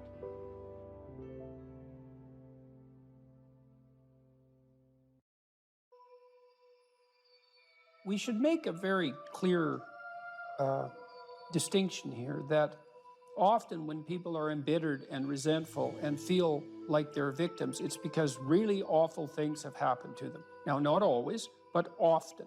And so then the question is, well, if you're in a situation and something really awful is happened to you or has happened to you, then, well, why shouldn't you feel like a victim? And is there a better alternative? And part of what you were trying to lay out in this part of the book is what those better alternatives are. So part of looking for that hero is to find out from someone else's example. In your case, it was your mother, but these other sources that you described, of people who were in a sort of hell in an undeniable sense, but who chose in a very real way to make it as good as it could possibly be given the circumstances. And so they had to turn to sources of power, let's say, and strength and fortitude and resilience that weren't in some sense obviously associated with the catastrophe. I mean, in your mother's case, it's a pretty tragic situation. She's a young mother, she has young kids, now she has breast cancer, and she fights a losing battle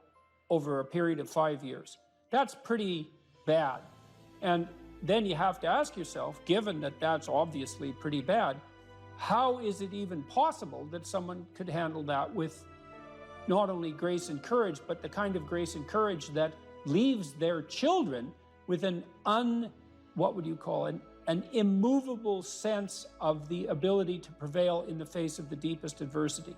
I mean, that's really something. You said here, thousands have come before you and they did just fine. So quit your complaining. And it's not because you have nothing to complain about. That's not the case. It's that that's not the right approach.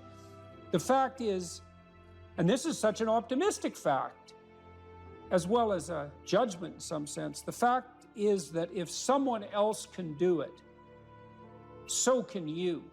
And that's something, right? If you're reading about the great heroes in history, people who are in these terrible situations, and you see someone rise to the occasion, and then you can say, well, that was a person who did that, and I'm a person, and so maybe I have that capacity too, even though I don't know how to approach it. And then some of the rest of your book, much of the rest of your book, I would say in some sense is a guide to help people figure out how they could approach that. One of the things you point out first is, well, notice who you admire. And then maybe try consciously practicing becoming like that. And you know, people are very, very, very, very tough. And it turns out that if you face things,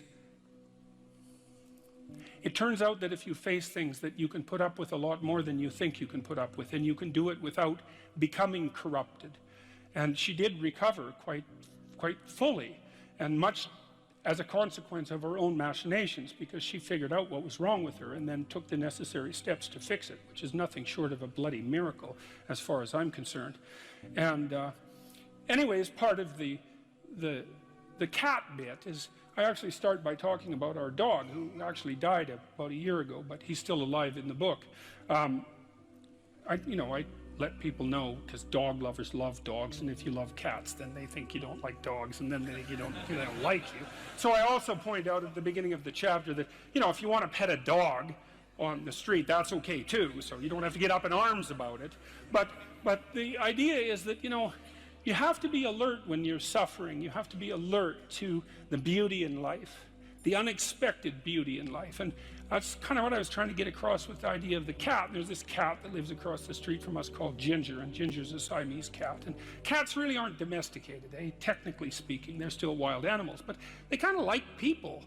God only knows why, but they do, And so Ginger will come wandering over, and our dog looks at her, but they're friends, and she rolls over on his back, and Seiko used to, nose her a bit, and then she'd kind of mosey over and let you pet her if she was feeling like it that day. And, you have to look for that little bit of sparkling crystal in the darkness when things are bad. You have to look and see where things are still beautiful and where there's still something that's sustaining. And, you narrow your time frame and you be grateful for what you have, and that can get you through some very dark times, and maybe even successfully if you're lucky. But even if unsuccessfully, then maybe it's only tragic and not absolute hell. And you can do that, in the worst situation. You can make it only tragic and not hell. And there's a big gap between tragedy and hell. There's nothing worse at a deathbed than to see the people there fighting. The death is bad enough, But you can take that, as terrible as it is, and make it into something that's absolutely unbearable. And maybe I think, and this is sort of what I closed the book with, this idea is that if we didn't all attempt to make terrible things even worse than they are, then maybe we could tolerate the terrible things that we have to put up with in order to exist, and maybe we could make the world into a better place, you know. And it's what we should be doing and what we could be doing, because we don't have anything better to do. And that's what the book is about. And that's the end of 12 Rules for Life. Here's some items, so you guys can do a quick big five on yourselves. And I'll tell you the upside and downside of it. So, if you're orderly, you follow a schedule. How many of you follow a schedule? Okay. And how many of you don't? Okay, so one thing I would recommend is that you do. And I'll tell you why. Like, intelligence is a very good predictor of academic performance. And there's not a lot you can do about your intelligence. I mean, you can squander it, but it's very difficult to improve it. Conscientiousness, well, it's a trait too, so it's hard to work on, but we know that conscientious people get better grades. And it's reliable, and it's a powerful effect. And so, if your time use is organized, then the probability that you're going to be successful is very high. So, one of the things you might think about is make friends with a calendar, like Google Calendar or something like that. And I can tell you some tricks about that, because really it is important. Like, and I'm not kidding around about this. If you're low in conscientiousness, it's really going to trip you up as you walk through life. There's not very many advantages to it that I've been able to see. And I'm not assuming that just because you don't follow a schedule, you're low in conscientiousness, but it is one of the items that mark it. The only advantage I've seen so far to being unconscientious is that if you become unemployed, it doesn't bother you as much. And I mean, that actually turns out to matter in some situations. So, like, you know, if a big company has to shed 50% of its employees, it's the conscientious people are going to suffer themselves to death for it. And the unconscientious people, they're not going to care anyways, because they weren't working anyway. So it doesn't matter if they have a job or not. So here's one way of thinking about making use of a schedule. Often people are afraid of schedules because they think of them as a trap.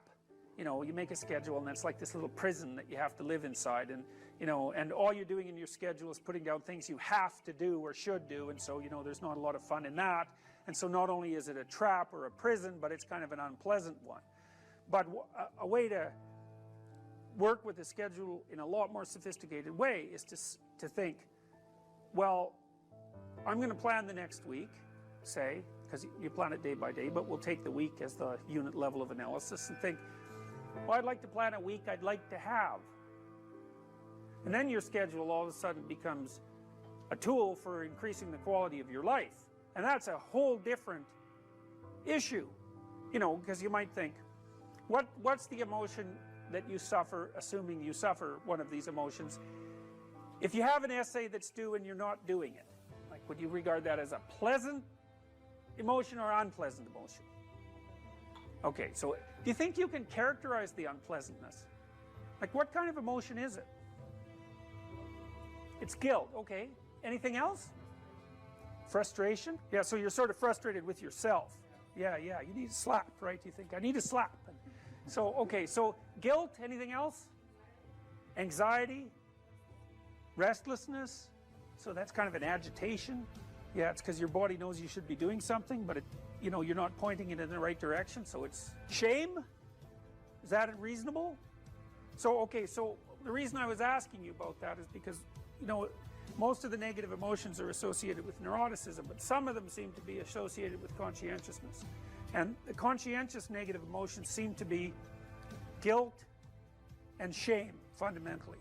And so recent research, and really recent, I only got this paper like a week ago, I think it's about 4 months old, seem to indicate that conscientious people feel less guilt, but they're more guilt prone. So if they don't do something, that makes them guilty, but they organize their time so they are doing the things they're supposed to do, so then they don't feel guilty. So anyways, back to the schedule. So, all right, you think about your week and you think about your day, and you think, well, how would you improve the quality of a given day or a given week?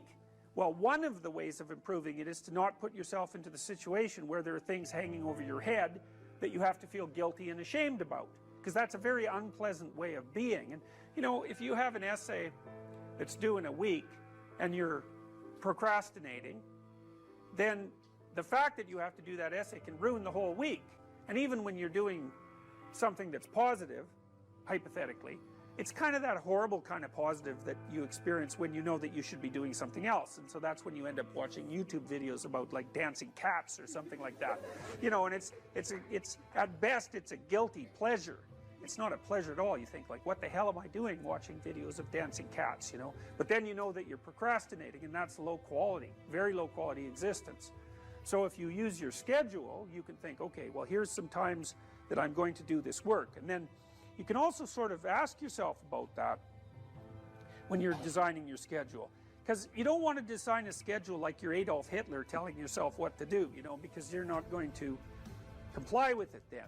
What you have to do if you're going to design a schedule is you have to ask yourself, all right, I'm going to set aside some time to study over the next week or to do this essay or whatever it is. How much time would I actually spend studying? An hour or two a day might be a worthwhile thing to schedule in, and I would say don't schedule in more than that to begin with, because then you'll fail and then you'll stop using the schedule. And so the other thing you want to do is you want to schedule in things that you want to do, and then you want to look at the day or the week and you want to think, hey, that's a week I'd like to have. If I had a week like that, it would be good. You know, I'd be caught up so that all that negative emotion doesn't have to accrue. And I would have done a bunch of things that I'm interested in doing, and at the end of the week I'd be in better shape than I was at the beginning. And if you treat a schedule like that, so that what you're using it is to design the days and weeks that you want to have, instead of using it as this little, you know, jail that you have to put yourself in that you're not going to do anyways, then you can learn to use them. And that's one thing you can do to make yourself more industrious, more conscientious. Follow a schedule.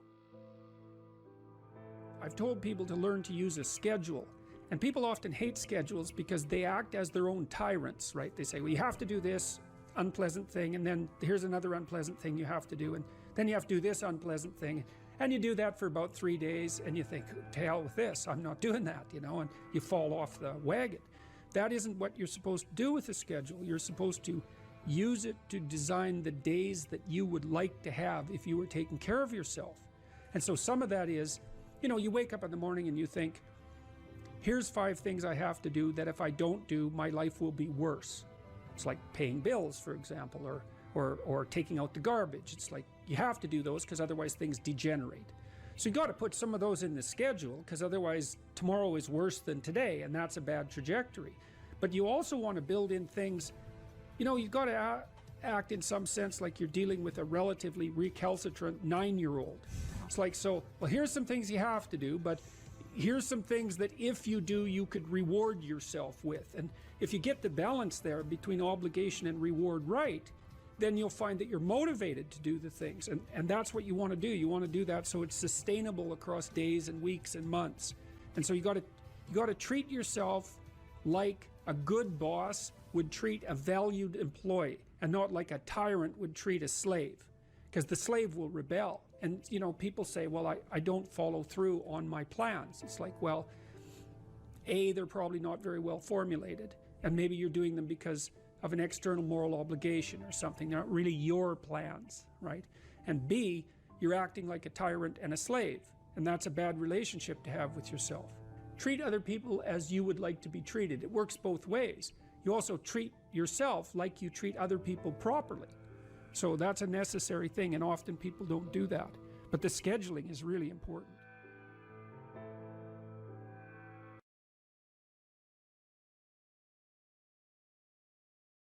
Regulate your habits. Try to get up at approximately the same time each morning. I would recommend that you get up approximately when other people get up. So that would be something in the neighborhood of 7:30 or 8 in the morning. Perhaps earlier, perhaps a little bit later, but you want to stabilize that, because your circadian rhythms operate more, what would you call it, fluidly, and your mood is likely to be regulated better if there's islands of stability in your daily routines. Human beings like daily routines, just like dogs like daily routines. And so regulate your sleep, I would say when you get up in the morning, eat breakfast. That's a really important thing to do. I can't tell you how many people I've treated in my clinical practice whose proclivity for emotional instability and depression, anxiety, general hopelessness, emotional pain and gloom and doom, as well as capacity to concentrate, were properly regulated or inhibited or reduced by merely ensuring that they ate I would say, a protein and fat-rich breakfast relatively soon after they wake up. And that's especially true if they're stressed. And as it turns out that if you stress yourself after a fast, which is of course what you've undertaken if you haven't eaten since the night before, that your body produces enough insulin to deplete the sugar in your blood. And then it's very difficult for you to become regulated properly with regards to your metabolism until you sleep again.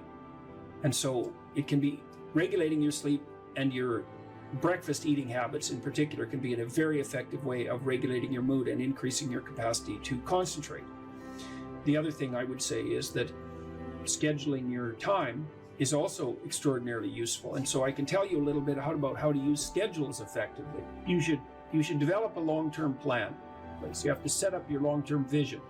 And then I would say once you set up that vision so that you know how to orient yourself, then you should start designing your days. And you can do that very effectively with a calendar like Google Calendar. Many people say, well, I hate using a schedule, or I hate using a calendar. What you're doing is using the calendar as an external tyrant that's telling you what you should do if you were going to be a conventionally good person each day. So you load yourself up with arbitrary responsibilities. But that's not really how you should use a schedule. What you should use a schedule to do is to design the day that you would most like to have. And obviously that's going to include accepting some responsibility and undertaking to make progress on those things that you have to make progress on to keep your life from collapsing into chaos. But it should also mean that you schedule in activities that make you actually want to have that day. And so if you're using a schedule properly, that it can be your friend. And that can also be something that can increase your capacity to concentrate. And then I would say, well, if you're very scattered, then you can start to train yourself. You might say, well, I need to learn to read without distraction. So maybe what you do, you say, okay, well, for the next week, I'm going to read 10 minutes a day, and I'm going to try to limit the distractions. And if you're successful at that, then you could try 12 minutes a day. And if you're successful at that, you could try 15 minutes a day. And the trick is to set a goal for yourself that is slightly beyond your current level of performance, enough to be challenging, enough to be worthwhile if you accomplish, but not so difficult that you're likely to fail. And then practice incrementally, day by day, trying to inculcate the habits that you want to inculcate. And assume that it'll take you a number of months or even a number of years in order to become very fluent at the habit. The important thing is to start improving incrementally, because incremental improvement pays off like compound interest.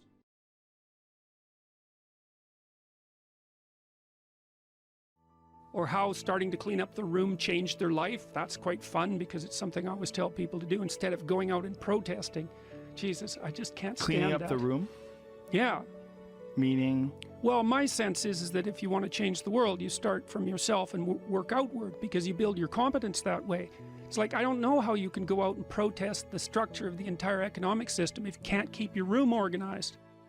Well, I made a video call, which was called Message to Millennials, where it was called How to Change the World Properly. A bit of on the pretentious side, I suppose, but I was trying to produce something that was a counterposition to this idea that what you should do is go out and fix up other people. You know, that's just not right. And there's a New Testament line about that, something about, you know, not worrying too much about the log in your neighbor's eye, or about the speck in your neighbor's eye when you have a log in your eye. What would the world be like if people stopped avoiding the things they knew they should do? You know, because the question is, how much are we contributing to the fact that life is an existential catastrophe and a tragedy? How much is our own corruption contributing to that? That's a really worthwhile question. The things you leave undone because you're angry, you're resentful, you're lazy, you have inertia. Well, you consult your conscience and it says, well, you know, that place over there could use a little work. It's the same as working on yourself, and so you clean that up because you can. And then things are a little clearer around you. And you're a little better off because you've practiced a bit. And so you're a little stronger. And then something else manifests itself and says, well, maybe you could like take a crack at fixing me up too. So you decide to do that. And then that gets a little bit more pristine, you know, and soon, and it's humble because you're not exceeding your domain of competence. You know, it's like, don't be fixing up the economy, 18-year-olds. You don't know anything about the economy. It's a massive, complex machine beyond anyone's understanding, and you mess with it at your peril. So, and can you even clean up your own room? No.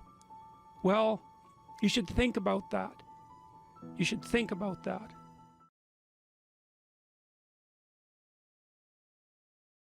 There's so little emphasis in our popular culture, especially with regards to the so-called mainstream media, on discipline and responsibility, that there's a tremendous hunger for anything that pertains to that. And you have a right to be discussing that, I would say, because of your background, which, if nothing else, required a tremendous amount of discipline. Yeah, and I ended up writing a book called Discipline Equals Freedom. And I'm lucky that I wrote it when I did, because if I would have written it 2 years later, everyone would have said, oh, everyone's talking about discipline now. So yeah, discipline, absolutely. Discipline does bring you freedom in life. And that's something that I kind of figured out over time. I didn't. Well, so what do you mean by that? Like, how did you figure that out? And what do you mean by that? Because they're often, and you know, the classic sort of, what would you call it? Romantic rebel is someone who is free from excessive order, let's say. They see freedom and discipline as antithetical rather than seeing one as a precondition for the other. And so how did you learn that discipline was a precondition for freedom? If I've got the equation, how did that manifest itself in your own life? So we'll start off by saying this. And look, I was a young kid. I joined the Navy to go in the SEAL teams. I went through SEAL training. I showed up at a SEAL team 1. And when I got there, and as I look back, this is a very powerful thing, even though it's very simple. So I'm 19 years old when I show up at SEAL Team 1. I'm done with the basic SEAL training.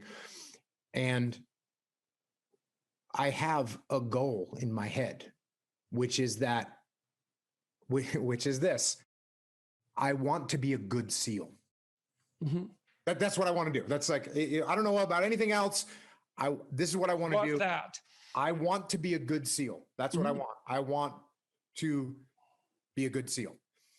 Mm-hmm. And so as a 19-year-old with all kinds of energy, and we haven't talked about my childhood yet, but I was kind of like a very rebellious kid. When you talked about seeing a kid that looked like you could have handed him a club or a battle axe and he would have probably been feeling a little bit better, I was like that. I was constantly looking around for a club or a battle axe because that's what I felt like I needed to do. And it was beautiful because I was running around the woods as a young kid playing Army. And I just went and actually played Army. That's what I ended up doing. So I never really had to force myself into some mold that I didn't want to be into. So I got to SEAL Team 1, and now I just want to be a good SEAL. That's what I want. And so now that starts steering some of my decisions.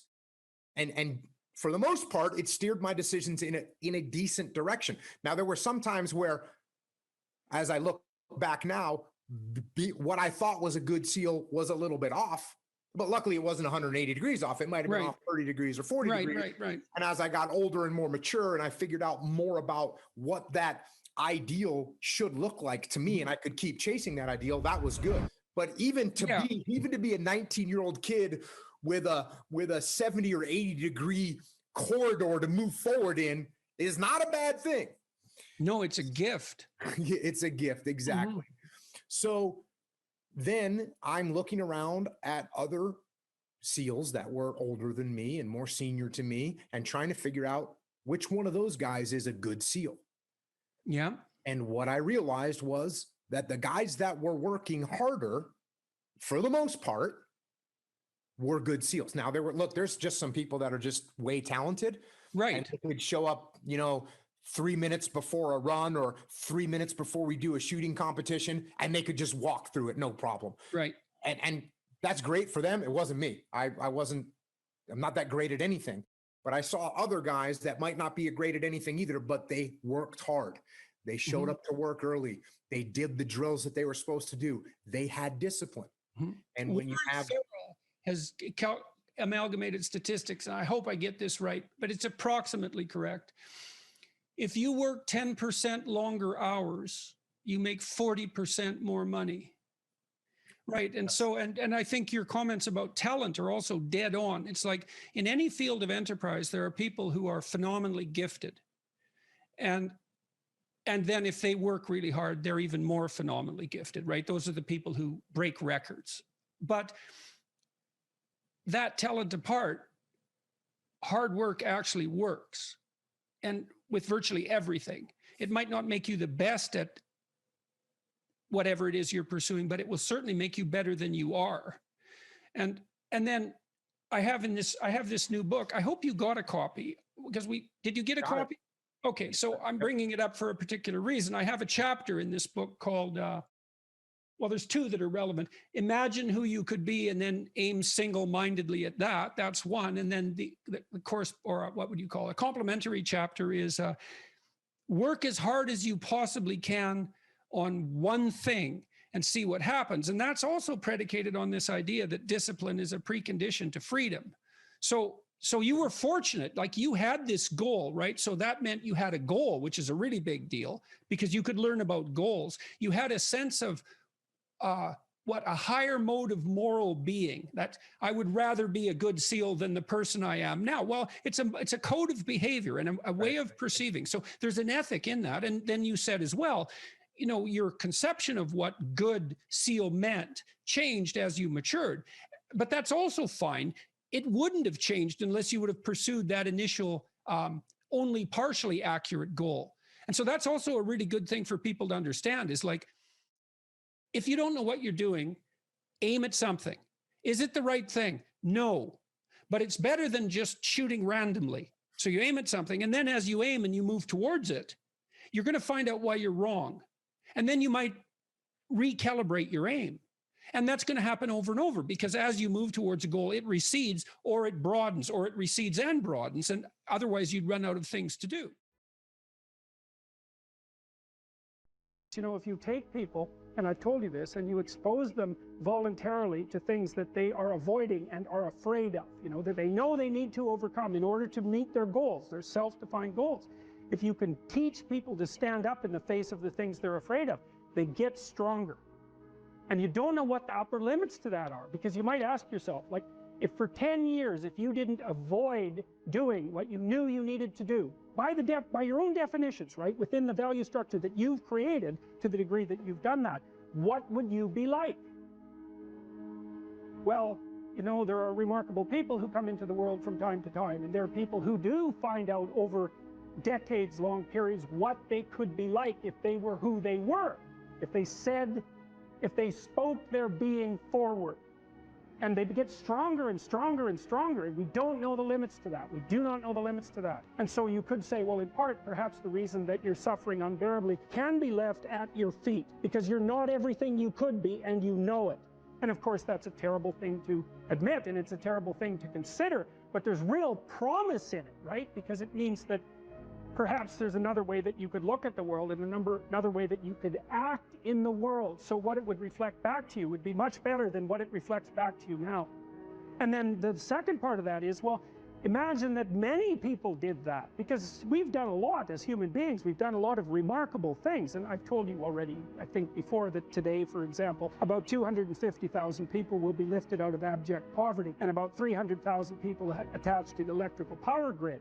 We're lifting people out of poverty collectively at a faster rate that's ever occurred in the history of humankind by a huge margin. And that's been going on unbelievably quickly since the year 2000. The UN had planned to have poverty between 2000 and 2015, and it was accomplished by 2013. So there's inequality developing in many places, and you hear lots of political agitation about that. But overall, the tide is lifting everyone up, and that's a great thing. We have no idea how fast we can multiply that. if people got their act together and really aimed at it. Because, you know, my experience is with people that we're probably running at about 51% of our capacity. Something, I mean, you can think about this yourselves.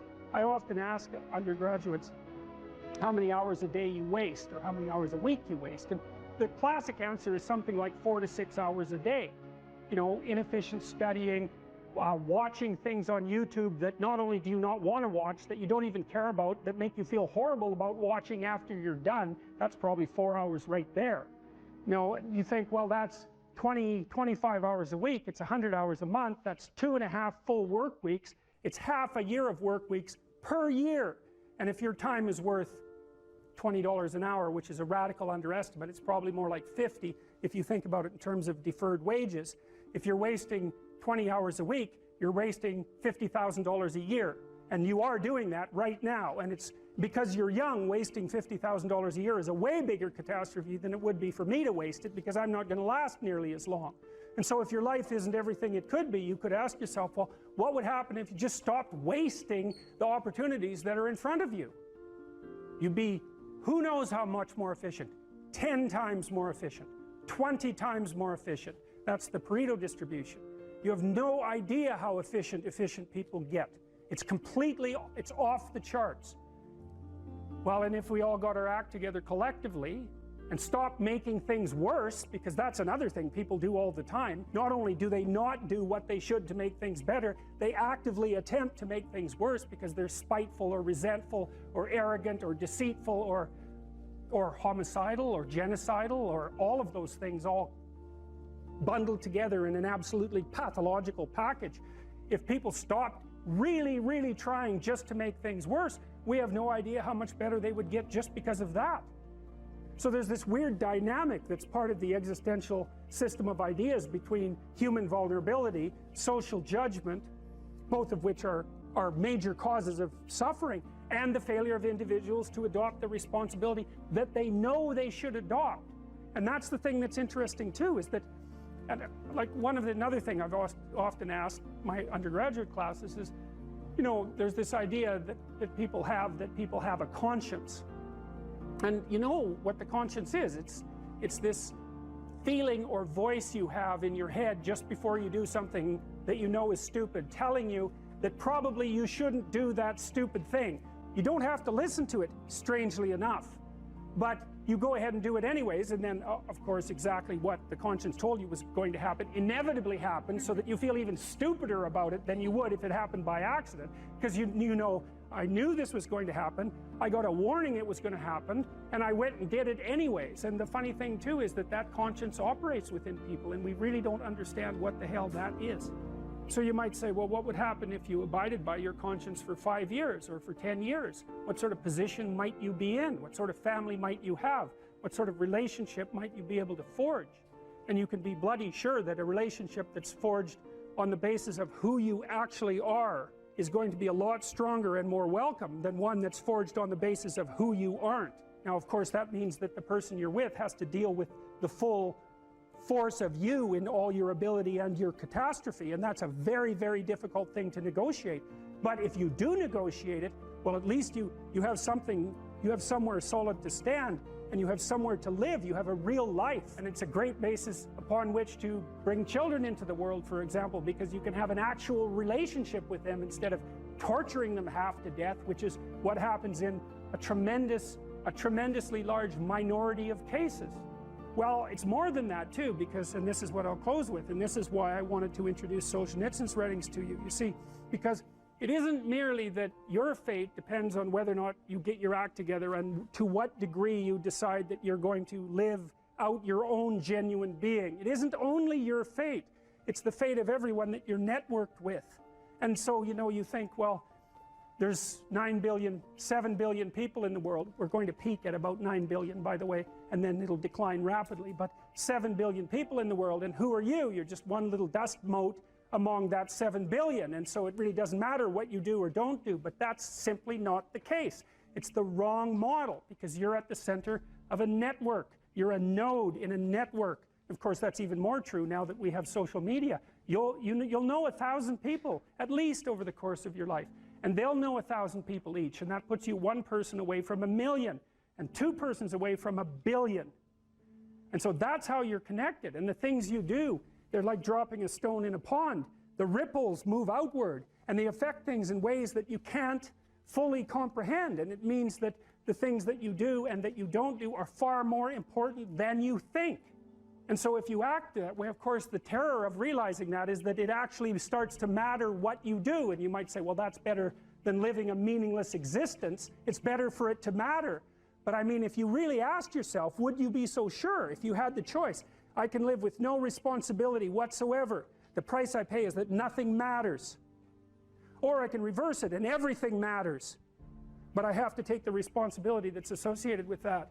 It's not so obvious to me that people would take the meaningful path.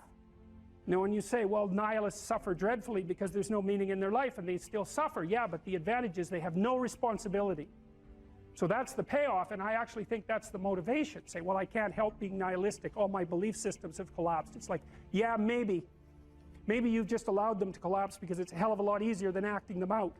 And the price you pay is some meaningless suffering, but you can always whine about that and people will feel sorry for you, and you have the option of taking the pathway of the martyr, so that's a pretty good deal, all things considered, especially when the alternative is to bear your burden properly and to live forthrightly in the world. Well, what Solzhenitsyn figured out, and so many people in the 20th century, it's not just him, even though he's the best example, is that if you live a pathological life, you pathologize your society.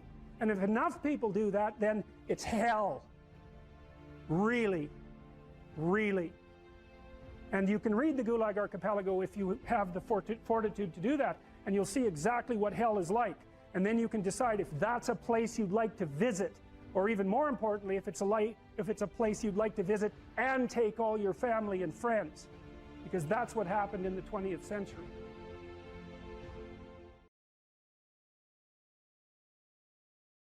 The internal problem is, how do you deal with tragedy and malevolence? And you can say, well, I'm not prepared. It's like, yeah, fair enough. Unsurprising, especially if you were overprotected as a child. It's not a good idea to overprotect your kids because the snakes are going to come into the garden no matter what you do. And so then you, instead of trying to keep the damn snakes away, what you do is you arm your child with something that can help them chop them into pieces and make the world out of them. So that the trick for human thriving in the face of suffering and malevolence is strength, not protection. It's a completely different idea. We also know this clinically. We know, for example, that if you treat people with exposure therapy for agoraphobia, which is, roughly speaking, the fear of chaos, I would say, the fear of everything, you don't make them less afraid. You make them braver. It's not the same thing. Because with an agoraphobic, see, what happens to them is the fall. They never conceptualize death and suffering. They're naive. Right? It never enters the theater of their imagination, and it's because they're protected from it. But then something happens. This often happens to women in their 40s because they're the people most likely to develop agoraphobia. Something happens. They've been protected from chaos by authority their entire life. So maybe they had an overprotective father, and then they went to an overprotective boyfriend, and then they went to an overprotective husband. And maybe they were willing to be subjugated to all three of those because of the protection, right? So that's the bargain. They stay weak and dependent, and maybe they have to because that's the only way they can appeal to the person who's hyperprotective. But the price they pay for that is that they're not sufficiently competent. And then something happens in their life, often in their 40s. They develop heart palpitations, maybe as a consequence of menopause. Their heart starts to beat erratically, and they think, oh no, death. It's like, well, who are you going to talk to about that? Right? There's no protection from authority for that. Or maybe their friend gets divorced, or maybe their sister dies, or something like that. It brings up the specter of mortality, and maybe the specter of malevolence and mortality, and it brings it up in a way that authority, recourse to authority, cannot solve. And so then they have panic attacks. What happens? They go out, they get afraid, they feel their heart beating, then they get afraid of their heart beating because they think, oh no, I'm going to die, and they think, oh no, I'm going to die, and I'm going to make a fool of myself while I'm doing it and attract a lot of attention. So the two big fears come up. Mortality and social judgment. And then they have a panic attack. It's like fight or flight's gone out of control. Very, very unpleasant. Then they start to avoid the places they've had a panic attack. Then they end up not being able to go anywhere. So then Tiamat has come back, right? A huge monster, a little victim. And so what do you do with them? Well, there's no saying, no, there's no Tiamat. That's done, right? Their naivety is over. They've had a direct contact with the threat of mortality and social judgment. They've met the terrible mother and they've met the terrible father. And there's no going back. There's no saying, oh, the world is safe. It's not safe. Not at all. It's not safe. The fact that you think it's safe means that you were living in an unconscious bubble that was sort of provided to you by your culture. It's a gift. And now that's been shattered. And so now what do you do? Well, the answer is you retreat until you're in your house and there's nowhere you can go. You're the ultimate frozen rabbit, right? And your life is hell because you can't function. The alternative is, let's take apart the things you're afraid of. Let's expose you to them, carefully and programmatically. And then you'll learn that you're actually tougher than you think. You never knew that. And maybe you didn't want to take on the responsibility because, people play a role in their own demise, so to speak. When you had opportunity to go out and explore or withdraw because you were afraid, you chose to withdraw because you were afraid. So it's not only that you were overprotected often, it's that you were willing to take advantage of the fact that you were overprotected and run back there whenever you had the opportunity. So maybe you're a kid in the playground, right, and you're having some trouble with other kids, and in the back of your mind, I should deal with this myself, but you go and tell your mom and get her to intervene. And you know that that's not right. You know that you're breaking the social contract, but it's easier, and so that's what you do. You run off to an authority figure and hide behind the Great Father, roughly speaking. Well, the problem with that is you don't learn how to do it yourself. So then you have to relearn it painfully when you're 40. So then you take people out, you say, well, what are you afraid of? Rank it from 1 to 10. So 10 is, we'll make a list of 10 things you're afraid of. The thing you're least afraid of, we'll call number 10. So we'll start with that. Okay, well, I'm afraid of elevators. Okay, well, let's look at a picture of an elevator. Let's have you imagine being in an elevator. Let's go out to an elevator and let you watch the terrible jaws of death open, because that's how you're responding to it symbolically, right? And you're going to do that at the closest proximity you can manage. You find out, you go do that, it works. You're nervous as hell, especially from an anticipatory perspective. Shaking. You go out, you stop, you watch it happen, and you actually calm down. You do that 10 times and it no longer bothers you. Well, what you've learned that you didn't die, but more importantly than that, you've learned that you could withstand the threat of death. That's what you've learned. And then you move a little closer, and then you move a little closer, and then you move a little closer, and finally you're back in what's no longer the elevator from a symbolic perspective. It's a tomb, right? It's a place of enclosure and isolation. And you learn, turns out I can withstand that. And then you're much more together, much more confident. And that's often one of the things that often happens in situations like that. I've seen this multiple times, is that if you run someone through an exposure training process like that and toughen them up, they'll often start standing up to people around them in a way they never did before, because they wouldn't stand up for themselves before because they weren't willing to undermine the protection. See, if you're protecting me, I can't bother you because I can't afford to forsake your protection. So if I'm going to play that game, I'm going to hide behind you, then I can't challenge you. So that's no good, because that's sometimes why people, you see this with guys very frequently, they're still deathly afraid of their father's judgment when they're in their 30s or 40s. It's like, well, why? No, because they still want to believe that there's someone out there that knows.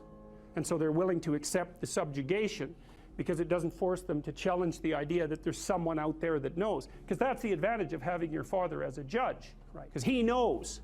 Well, what if he doesn't? What if no one knows any better than you? Well, that's a rough thing. You don't, until you realize that, you're not an adult, right? That's really technically the point of realization of adulthood, is that no one actually knows what you should do more than you do.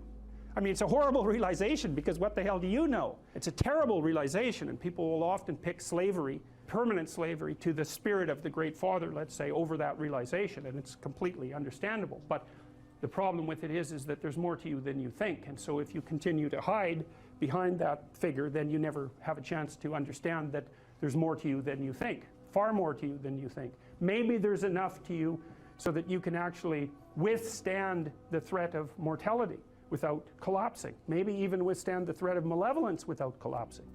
Who knows? It's certainly possible. And it's not an abstract question. It's exactly the sort of question that you address in the psychotherapeutic process. It's always the question that you address. And the answer is often in the affirmative, because people can get unbelievably tough. And you know that because people work in emergency wards in hospitals, right? Or they work in palliative care wards, or they work as mortuary assistants. I mean, these people have bloody rough jobs, you know, or they're on the front line of police investigation into, you know, heinous child abuse crimes, and so they're confronting malevolence on a regular basis. And, you know, those are very stressful jobs, but people do them. And some people do them without even being damaged by them, although that's a harder thing because you can see horrible things, you know, things you'll never forget. How about this gentleman second from, yes, John's got the mic there. Thank you. I don't want to look behind me how many people are here because I'll get a bit nervous to ask this question. Also, this may not apply to many, so I expect your answer might be a bit short. I'm a vet and currently serving police officer in WA, and I've got PTSD, and I'm at the Marion Centre, which is a mental place, and they let me out today. Oh, yeah? Legally. I just wanted to ask you, how do I move from day-to-day hedonism and ideations and risk the hope and cautious optimism of a long-term life with the conditions I currently have, or for anybody who might be having complex PTSD and living day-to-day? Well, I mentioned this program that I have online, this self-authoring program. One thing you might try doing it. So so it's got 3 parts. The first part is a guided autobiography. And what it asks you to do is break your life down into 7 epochs and 7 stages. Sometimes people do that by relationship or by year or by occupation, however you choose. And then to detail out the most significant emotional events of your life, especially those that still hold some emotional valence. And that would help, because what happens with PTSD in some sense is that the narrative through which you see the world fractures. And because it fractures, your perceptions and your consequent emotional responses become chaotic.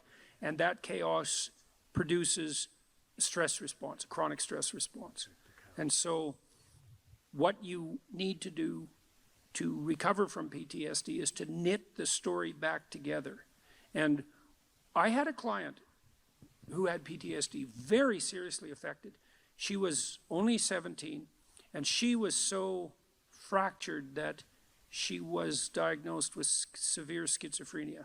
And when I first saw her, she could barely talk, and she could barely focus her eyes, and she would move her hands up and down, and I could, like she was grasping for something. And I asked her why, and she said that she could see lines in front of her and that she was trying to interact with them. I mean, when your perceptions are fractured, you're in pretty rough shape.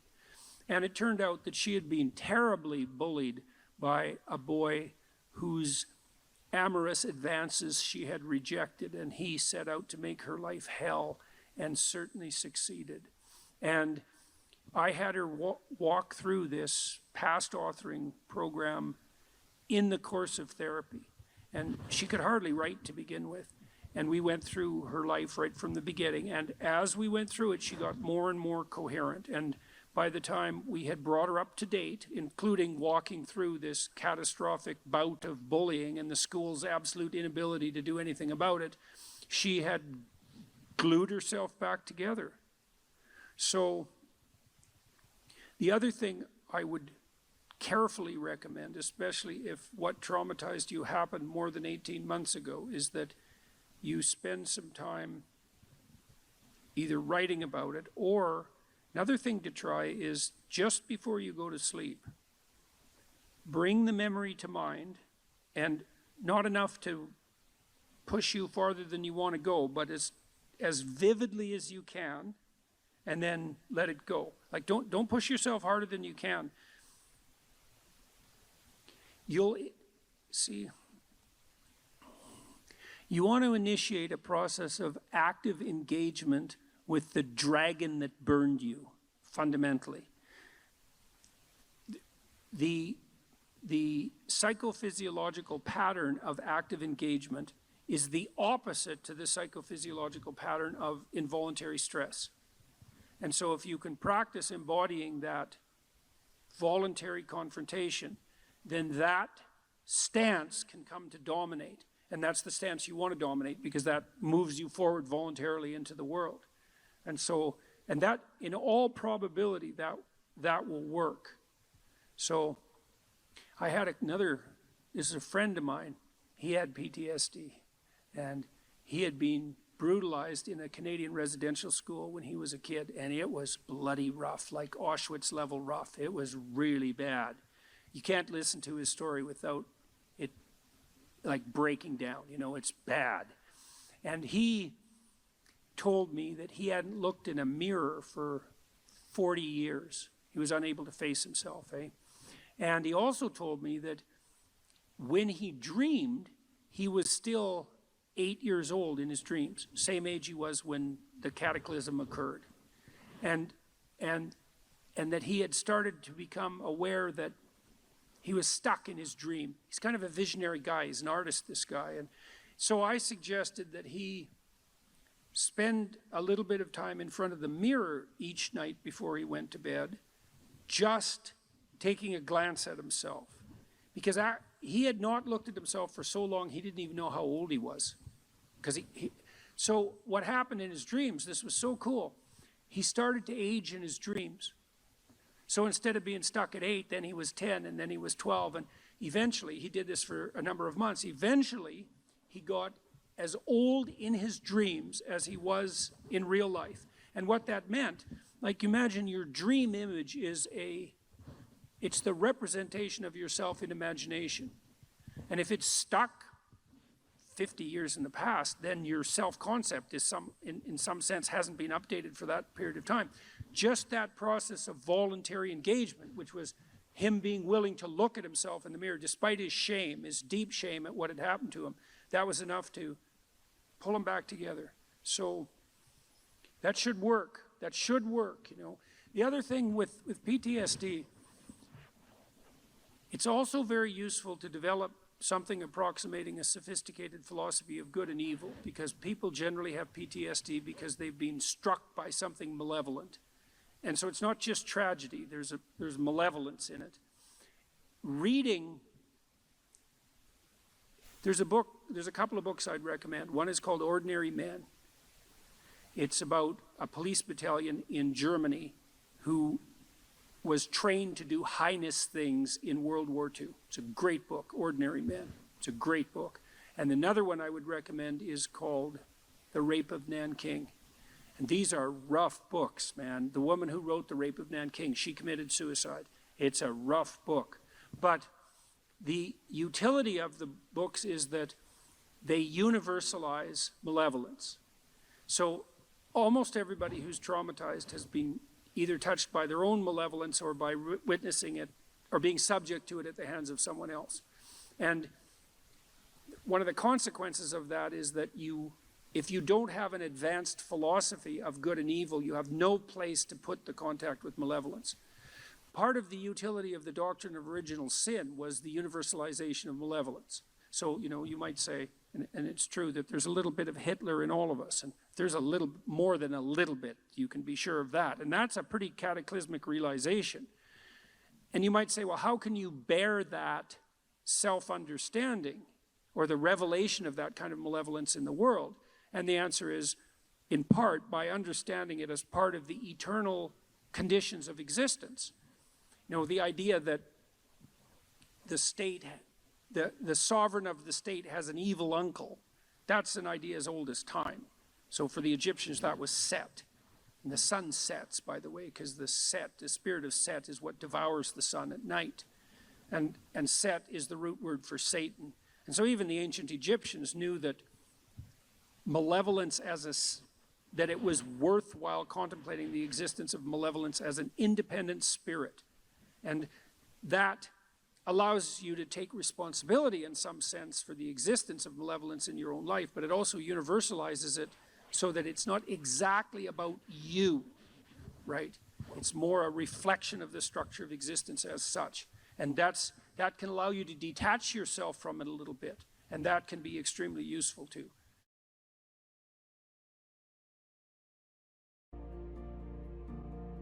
Stop doing the things that you know are wrong that you could stop doing.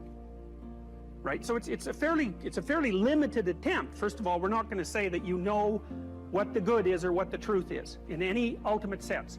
But we will presume that there are things that you're doing that for one reason or another you know are not in your best interests. There's something about them that you just know you should stop. They're kind of self-evident to you. Other things you're going to be doubtful about. You're not going to know which way is up and which way is down. But there are things that you're doing that you know you shouldn't do. Now, some of those you won't stop doing for whatever reason. You don't have the discipline, or maybe there's a secondary payoff, or you don't believe it's necessary, or it's too much of a sacrifice, or you're angry or resentful or afraid. Who knows? So forget about those for now. But there's another subset that you could stop doing. It might be a little thing. Well, that's fine. Stop doing it and see what happens. And what'll happen is your vision will clear a little bit. And then something else will pop up in your field of apprehension that you will also know you should stop doing, and that you could stop doing, because you've strengthened yourself a bit by stopping doing the particular stupid thing that you were doing before. That just puts you together a little bit more. And you could do that repeatedly for an indefinite period of time. And you know, that doesn't necessarily mean that you're going to ever be able to formulate a clear and final picture of what constitutes the truth and the good. But it does mean that you'll be able to continually move away from what's untruth and what's bad. And, you know, that's not a bad start. You have to treat yourself like you matter. Because if you don't, then you don't take care of yourself, and you become vengeful and cruel. And you take it out on people around you, and you're not a positive force. None of that's good. So you suffer more, and so does everyone around you. And there's a malevolence that enters into it. None of that's good. So that's what happens if you don't treat yourself like you matter. And then, well, what happens if you don't treat other people like they matter? Well, you lie to them, you cheat them, you steal, you enter into impulsive relationships with them. They can't trust you. That doesn't go anywhere. They don't like you. You end up alone at best, and maybe like incarcerated at worst. Like, that doesn't work. And so you watch the people around you who thrive, regardless of what they say. They act out the proposition that everyone matters. And then you have a functional society. And I think, okay, well, if when you act out the proposition that everyone matters, you have a functional society, maybe that's evidence that that proposition is true. It's like, I think it's true. It's unbelievable how little genuine encouragement many people need, and how they had none. No one ever said to them and meant it. It's not okay for you to be a weak loser. It's not okay. And the reason it's not okay is because you could be way more than that. And it's a crime, an ethical crime, for you to allow all that necessary potential to go to waste. It hurts you, it hurts your family, it hurts the world. Really, really, it does. And people think, oh, okay, I get it. And they do get it, because they know at some level. The other thing people tell me, you know, they say, well, I've been paying attention to your lectures, developing a vision for my life, trying to tell the truth, trying to adopt more responsibility, and things are way better. But the other story is, you've been able to help me put into words things I always knew to be true, but didn't know how to say, which is a good role for an intellectual to play. And so, well, so that's why this all makes me emotional. It's so good, you know, and so much of this has been covered as if it's political. It's not political, what I'm doing. It's not political. I don't tell people that they're okay the way they are. No, I say, no, you could be way more than you are.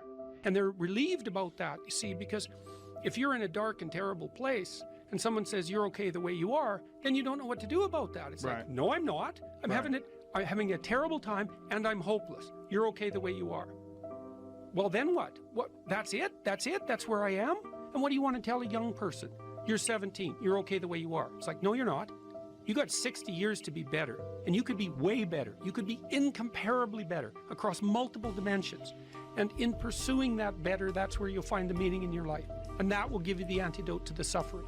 People have asked me in my book why I wrote it as an antidote to chaos, you know, because, well, there isn't anything technically wrong with chaos. Chaos is a place of great potential. Well, the question is, what's the proper balance between chaos and order? Chaos, potential, and order. Well, the answer is, look, when you're a kid, you're all potential. It's chaotic potential. It can manifest itself in any number of ways. And maybe you don't want to give that up. So you're like Peter Pan. You want to be a kid forever because you don't want to give up the potential. And you look out in the world and all you see are Captain Hooks, you know, who've lost a hand, who are chased by death because that's the clock in the crocodile. It's already got a taste of him. He's terrified by death and he's a tyrant. Well, I don't want to grow up to be that. So I won't be disciplined at all. Well, that's no good, because the way the potential transforms itself into actuality is through discipline. And so then you, as you said, this is the trick though. You have to pick a path of discipline. What path of discipline you have to pick is a different issue. So there could be a rule. The rule might not be follow this rule. The rule might be you have to follow some rules. So it's a meta rule. And the meta rule is you have to discipline yourself. And the issue is, well, how?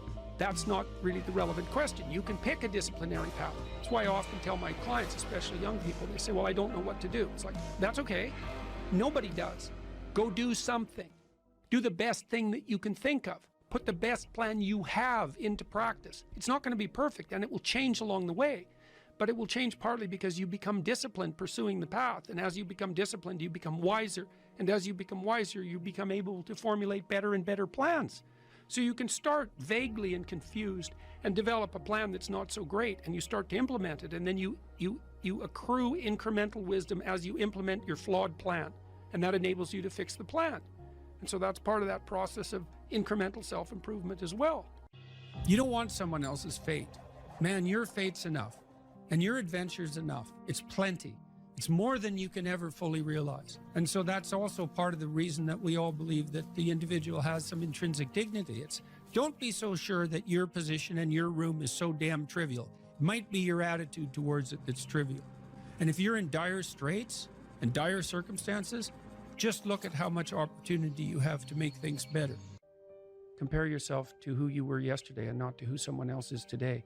The same basic idea, right, is that you have to get your markers for success right, because otherwise you can end up in the situation you described, which is that, like, there's always people out there who are doing far better than you on pretty much anything you want to imagine. And if all you're doing is seeing yourself in their reflected light, let's say, then it's going to be pretty damn dismal. But it's not a good comparison, because you shouldn't just compare. Well, first of all, there's danger in just comparing yourself to others, period, because they're not you, and God only knows what struggles they had to undertake to get to where they were, or what burdens they're currently carrying that you're not aware of. You just don't know any of that. But you can certainly contrast yourself with yourself. And that's a lot better. It is the only way. Well, it's also the only way of really measuring anything approximating proper improvement. You can actually tell when you're a little better than you were yesterday. Right. So, and you can actually do that. That's another thing that's so interesting about it, is that you can actually make yourself a little better in some way, pretty much. Well, I don't know if it's at every moment, but you can certainly do it every day. It's funny. I mean, you know, obviously, if you have a problem and you think about it, you can think up a solution. And it's not obvious how you do that. You know, I mean, it's not like you know how you're manipulating your neurons or something. Mm-hmm. It happens of its own accord in some sense. Like, you can participate in it, I guess, and you can interfere with it. And it seems to take a certain amount of willpower, but it still all happens mysteriously behind the scenes.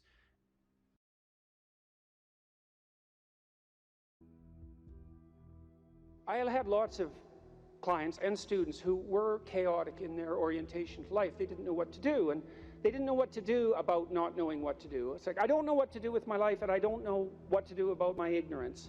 And my reaction to that, in some sense, wasn't exactly the reaction of a clinician, because not a typical clinician, because typical clinicians are liberal Protestant in their fundamental orientation, and they tend to think of psychological development as something like self-actualization, right? It's really a self-development process. But that wasn't my observation, partly influenced by the developmental psychologist Jean Piaget.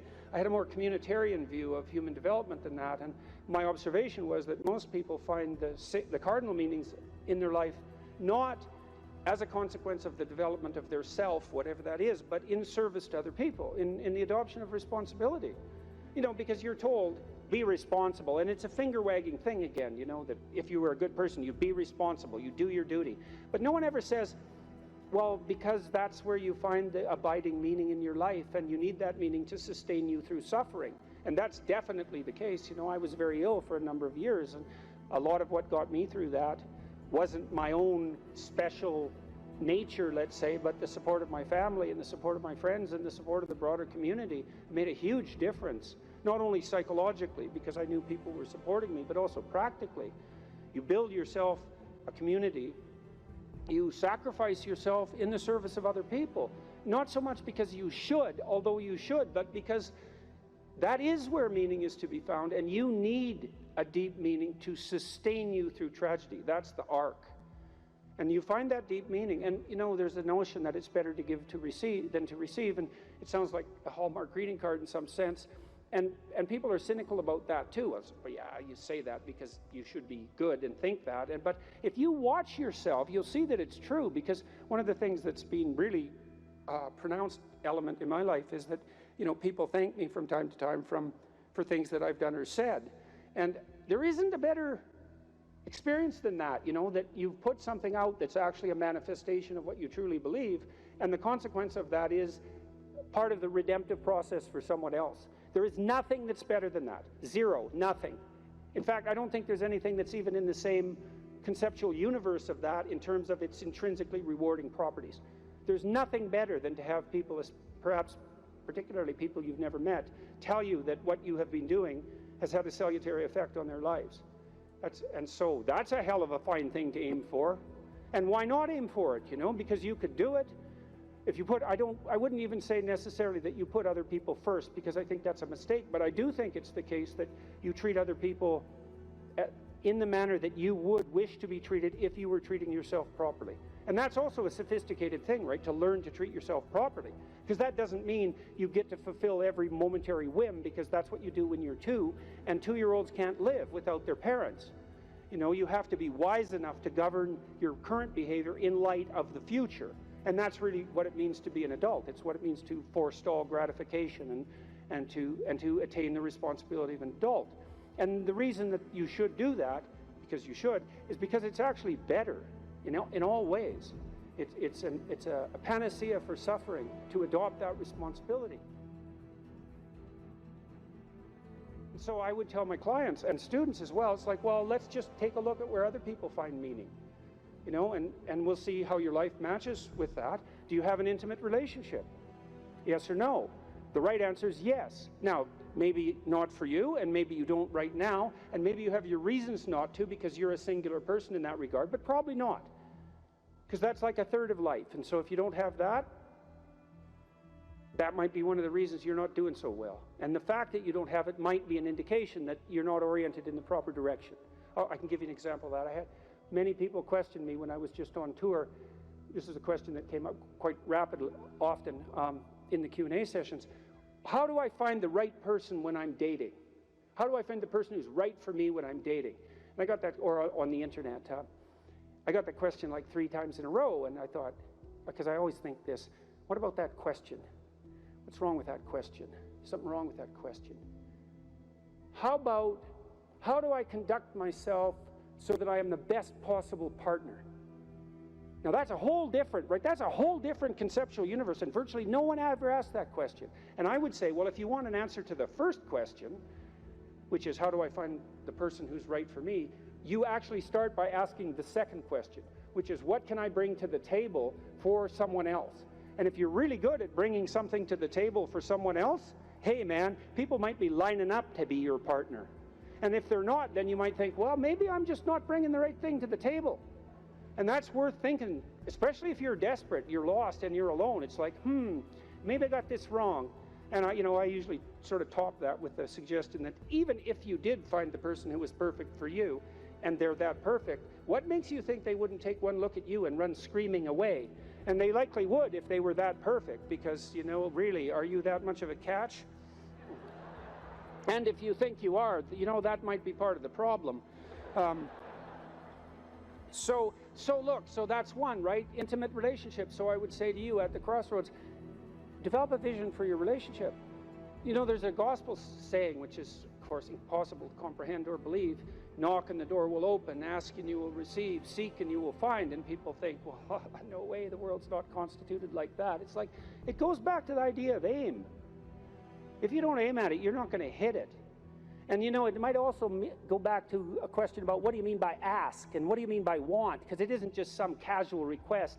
You know, you're praying to God, I wish I could find my wallet or something like that, as if he's the casual granter of magical wishes, like a fairy with a magic wand. You know, it's not that. Asking means something like this: I am willing to give up everything that I'm doing wrong so that I can put things right, if I could know what right was. And that's you're on your knees when you say that, man. And maybe if you're on your knees, you get the answer. And so that's worth thinking about. So, you know, if you knocked and you wanted to walk through and you asked and you wanted to learn, you know, and you sought because you wanted to find, maybe you would receive and be answered and find, but not without aim. And so I might say, well, look, if you could have the relationship you wanted, you get to have the relationship you wanted and need. But you have to know what it is. And so then you need a vision of that. It's like, and a developed vision, you know? Not, I need to find the person right for me. It's like, what do you mean by that? No. How are you going to treat your partner when they come home from work? How about something that concrete? Or how would you like to be treated when you come home from work? Or what sort of partner do you want in relationship to their attitude towards children? You have to make it real, you know, like it's the story of your own life, which, by the way, it is. And then maybe you find it, because at least once you've developed the vision, if it manifests itself, you'll recognize it. That's something. Why don't you set your family right? No, you need siblings. Maybe you don't have them. Set your relationship with your parents right.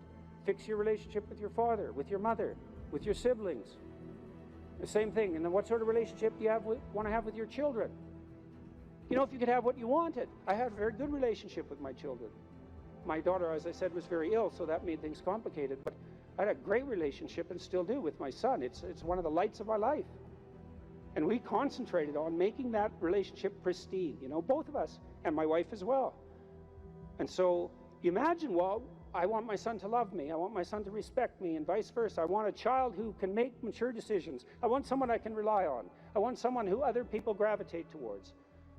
Because I can have what I want if I'm willing to make the proper sacrifices. And so that's a good thing. Could you set your family straight? Well, you need a job or a career. And so what can you offer? And what can you bring the world in that regard? And then I would say, well, if you're thinking about career success in this Tower of Babel manner, then that's a temptation. But you might think, well, how much good could I do if I had the opportunity in the shortest possible period of time, if I went all in? And then there's an aim, man, there's an aim. And then you might think, well, what would that look like? You know, if I was a light to my community, if I was a light to the people I work with, who would I be if I was like that? And then you can conceptualize that, and you can see when you deviate from it, and why couldn't you correct for the deviations and move towards that? And then you might say, well, are you going to make productive use of your time outside of work? Productive and generous use of your time? Productive, generous, and meaningful use of your time. How about that? You're going to control your susceptibility to temptation, regulate your alcohol and drug use, because alcoholism takes out lots of people. Regulate your sexual temptation. You can control yourself for some reason that's worth controlling yourself for. You know, because there's something to being sybaritic. There's at least the momentary pleasure. It's not nothing. And you're not going to sacrifice that, if you have any sense, unless you sacrifice it to something clearly better.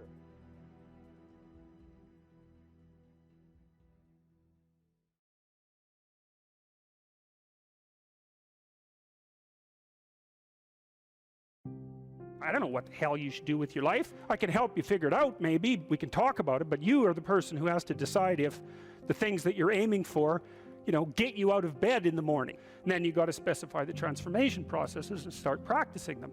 And you have to understand that you're going to be bad at it, but it doesn't matter, because bad's fine. Persistent is what you need to be. If you persist, with tiny improvements, if you persist, you win. It's direction that produces primary positive emotion. And so if you need positive emotion to move through life, which you do, because you can't even move without positive emotion, and also positive emotion is a good bulwark against terror and pain. If you need those things, then you need direction, you need a goal, you need a value structure. You let all that nonsense burn away. And you might say, well, I don't know what I should leave behind. And the answer to that is, that's a lie. All you have to do is ask yourself, you'll come up with a list instantly of 100 stupid things that you're doing that you know you could stop doing. Take on the consequences of error and learn from it, and then you win constantly, because even if something goes sideways, you think there's something to be derived from this.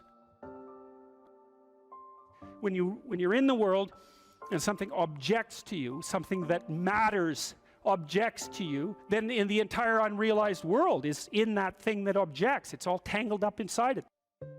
That's why it's the great dragon of chaos. It's everything that's outside of your conceptual structure. And what is that? It's everything that lurks outside of your walled city. And it's manifested itself like the snake in the garden. And the easiest thing to do is say, I'm not having anything to do with that. But the problem with that is, well, you get your C- and you don't do anything about it. Maybe you're a little bitter and more resentful, and your study habits get a little worse. So the next time you get like a D+.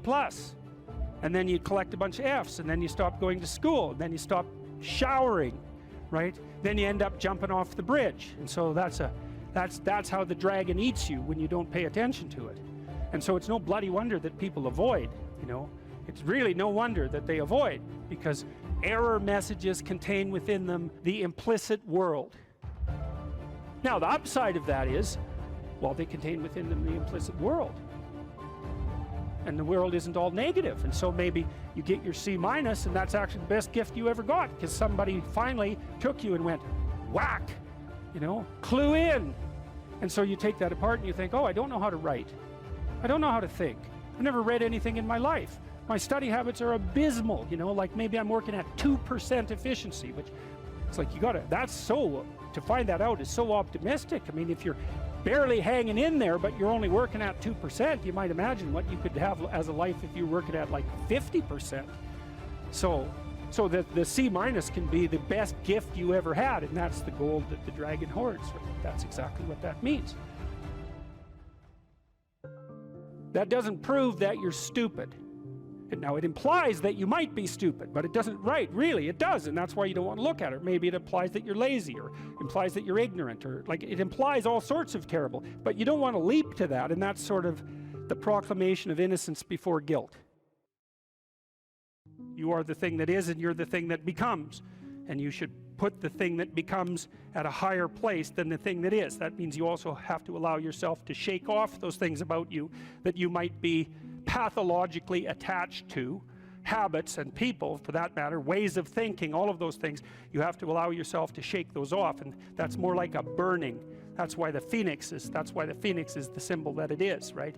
It's old and it deteriorates, it bursts into flame, and then it's reborn. It's like, well, do you want to be reborn? It's like, well, that's not the question. The question is, do you want to burst into flame? And the answer to that generally is no, but that's the wrong answer. The right answer is you let all that nonsense burn away. And so then you look at the micro routines. It's okay, well, I got a C- in this course. Maybe I should study for that course 15 minutes more a day for the next 3 months. And then you ask yourself, do you think you could do that? No, I'm too useless. Okay, how about 15 minutes every second day? You think you could do that? You put it in your schedule, like 15 minutes every second day in the morning. And that's, well, you think, well, what's wrong with me? Well, I'm not very good at managing my study schedule. That's not quite down here at the behavioral level, but it's pretty close, because what you can take an action. You can open up your schedule and you can say, well, I'll mark 15 minutes aside. Then you can practice doing that. It's pretty low level in the hierarchy. It means, well, you're still not a horrible person. You just got to polish up your work ethic. It's like shut the hell up most of the time, but now and then you don't shut up because it's time to say something. You don't You don't want to make unnecessary enemies, though. Well, you don't want to take yourself apart any more than is absolutely necessary. Develop some of the micro routines on the other side of the personality distribution. So if you're disagreeable as hell, maybe you could start learning how to do nice things for people. And that actually works, by the way. So if you take disagreeable people who are depressed and you get them doing nice things for other people, their depression tends to lift. But then by the same token, if you're agreeable, then you should practice doing some things for yourself and being more tough-minded in your negotiation. You know, you're extroverted. It's like, okay, man, learn to spend some time with yourself, right? You're low in openness. Well, try reading a book that's outside of your, you know, your sphere of interest now and then. If you're conscientious, well, you should probably learn how to relax occasionally, and so forth. So you can, I think partly what you're doing as you're developing your personality is not moving the mean much, the average, where, you know, where you're located, but you're extending the standard deviation so that you're a bigger bag of tricks than you were before. Life has got its rat's nest of miseries, and that's for sure. And maybe you could even make a categorical statement that life is mostly a rat's nest of misery. You know, and you could make a pretty powerful argument for that. But then there's a counter question, which is, well, what if you tried not to make it any more miserable than it had to be, right? Then what would it be like? I would suspect that most of that misery would go away, because it's the unnecessary misery that really brings you down. You know, it's like, well, if someone has cancer, it's like, that sucks. But it's not like you can say, if only we had done this differently, then that wouldn't have happened. But when someone's out like torturing you in a malevolent way, or maybe you're doing the same, you can always ask yourself, well, is this really necessary? Is this just like a useless add-on to the miseries of life? That's what disheartens people. And so even in your own life, if you aren't suffering from self-imposed misery, and you're only suffering from inescapable misery, maybe you could handle that, and even maybe without becoming irredeemably corrupt. And so the goal would be, well, yeah, life is a rat's nest of miseries, and maybe it has no ultimate meaning. We could say that if we're feeling particularly pessimistic, but it still leaves one question open, which is, if you didn't do everything you could to make it worse, how good could you make it be? And the least answer is, well, it could be tragedy, but maybe not hell.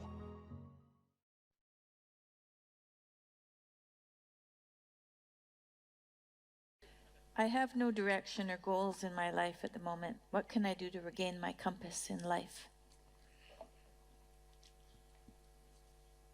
Well, you talked about that a little bit in your intro. So there's this line in the New Testament, which is kind of mysterious, you might say, but it's really an instruction set. And the line is approximately, knock and the door will open, ask and you will receive, seek and you will find. And you think, well, no way, that can't possibly be true. But it's true if all of that is undertaken seriously. So one of the things that Tammy and I learned to do when we were trying to adjudicate our arguments, and we both tried to abide by that, was like, if I'm upset with her, let's say, it's clearly because she's done something wrong. One of the things that I'm required to do is let her know what my conditions for satisfaction are. It's like, what do I want? And I have to be able to tell her. And I might object, well, if you loved me, dear, you'd know what I want. And people say that to each other all the time, and they should immediately get slapped for that. It's just like, I'm too stupid to know what I want, let alone figure out what you want. You don't even know what you want. So it's good to kind of clue your partner in. Here's what I would, now that doesn't mean once you let the person know that they're necessarily going to deliver it, but they might, especially if you also allow them the luxury of doing it stupidly and badly, at least to begin with. You know, your wife might tell you, when I put some effort into getting ready to go out, I'd like you to say something nice. It's still a bit vague. It's like, okay, dear, exactly what would you like me to say? Well, that's an annoying thing for your wife to have to think through, and it's annoying for you maybe to have to mouth those words, but, you know, you could do it stupid and badly 20 times and maybe get a little expert at it, and by the 100th time, you're like world expert at compliment deliverer, and you can encourage her to pursue her interest in attire, let's say, and why isn't that a good thing for both of you? And so, but that's all dependent on whether or not you're willing to let yourself know what you want. And that's all dependent on whether or not you're willing to ask. And so one of the things you can ask yourself, and this is very useful, is what would your life have to look like in order for it to justify itself to you? And so why would I put it that way? Well, your life is hard. It's full of suffering. It's full of malevolence, for that matter. It's full of malevolent suffering. That's coming for sure. And that's a heavy burden to bear. And you might say, well, it's so heavy that nothing at all could possibly justify it. And I think that's not a productive attitude. I think if you watch your life, you see that there are things that will grip you that do appear to justify the weight of existence. And I think you can commune with yourself, which is a form of thought. It's a form of meditative prayer, but that's a form of thought. And the thought is, what do I want? If I could have what I wanted and needed, what would that look like? And you might say, well, why would I associate thought with meditative prayer? It's like, well, what the hell do you think you're doing when you're thinking, if it isn't praying? It's the same thing. You first of all, you formulate a question, what do I want? And then you ask it. And you might say, well, who are you asking? Well, you're asking yourself. That would be the classic modern answer. It's like, well, if you're the person with the answer, why did you have to formulate the question? And so what are you doing when you formulate the question? And what you're doing, really, what you're doing is you're opening yourself up to revelation. And you might say, revelation from what? And that's a good question, no doubt about it. But in some sense, it's a revelation from the ground of being itself. You know, you ask yourself a question, if I could have what I needed and wanted, what would that look like? You'll get a dream, you'll get a vision, and it comes to you. That's the most accurate way of describing it. It makes itself manifest in the theater of your imagination. And in precise proportion to your willingness to actually formulate the question. It's a rather frightening question, you know, to find out, to allow yourself to ask yourself what it is that you really need and want, because you simultaneously make the conditions for failure clear to yourself. And people like to keep that sort of thing foggy and vague so they don't have to hold themselves accountable. But that's a dreadful mistake. That's why I wrote Rule 3, do not hide unwanted things in the fog. It's like you should sharpen your aim. You should specify your goals. Now, the price that comes along with that is you'll know when you fail. But the advantage is you'll know when you fail.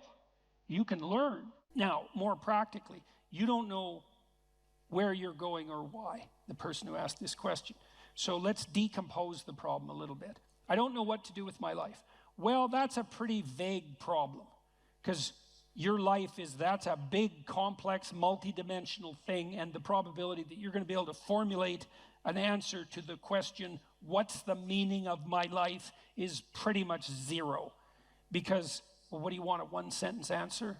Like, it's a one-sentence question. You think there's a one-sentence answer? That's not helpful. And so what I often did practically in my clinical practice, and this is useful to know, especially if you're a bit lost, is, well, where do people generally derive their sense of meaning? And it's not that complicated to figure that out. And this is also a conservative perspective in some sense. Well, most people need or want an intimate relationship and some family interaction. Maybe that's children, maybe it's with your parents or your siblings, but zero family interaction is generally not part of the optimized human condition. Most of us would like to have a friend or two. We need a job or a career to keep body and soul together, but also so that we're in harness and we can pull against a weight that in a noble and productive and generous manner. perhaps need to be engaged in something creatively. We have to take care of ourselves mentally and physically. We should adopt some civic responsibility. We need to protect ourselves against major sources of hedonistic and impulsive temptation. There's 8 things. It's like, well, pursue one of them. Start there. You know, when I dealt with my clients who were depressed, unhappy, let's say, the first thing I would do with them is walk them through that analytic process. It's like, do you have anything in place in any of these domains? Sometimes I had people who were doing pretty good in all 8 areas and were still unhappy. Those people were depressed, technically, right? Because their lives were actually in pretty good order, but they were miserable. There was something wrong with them. They were ill in some way that was lowering their mood, destroying their positive emotion. Other people would be batting 0 on all 8 fronts. Like, they weren't depressed, they just had terrible lives.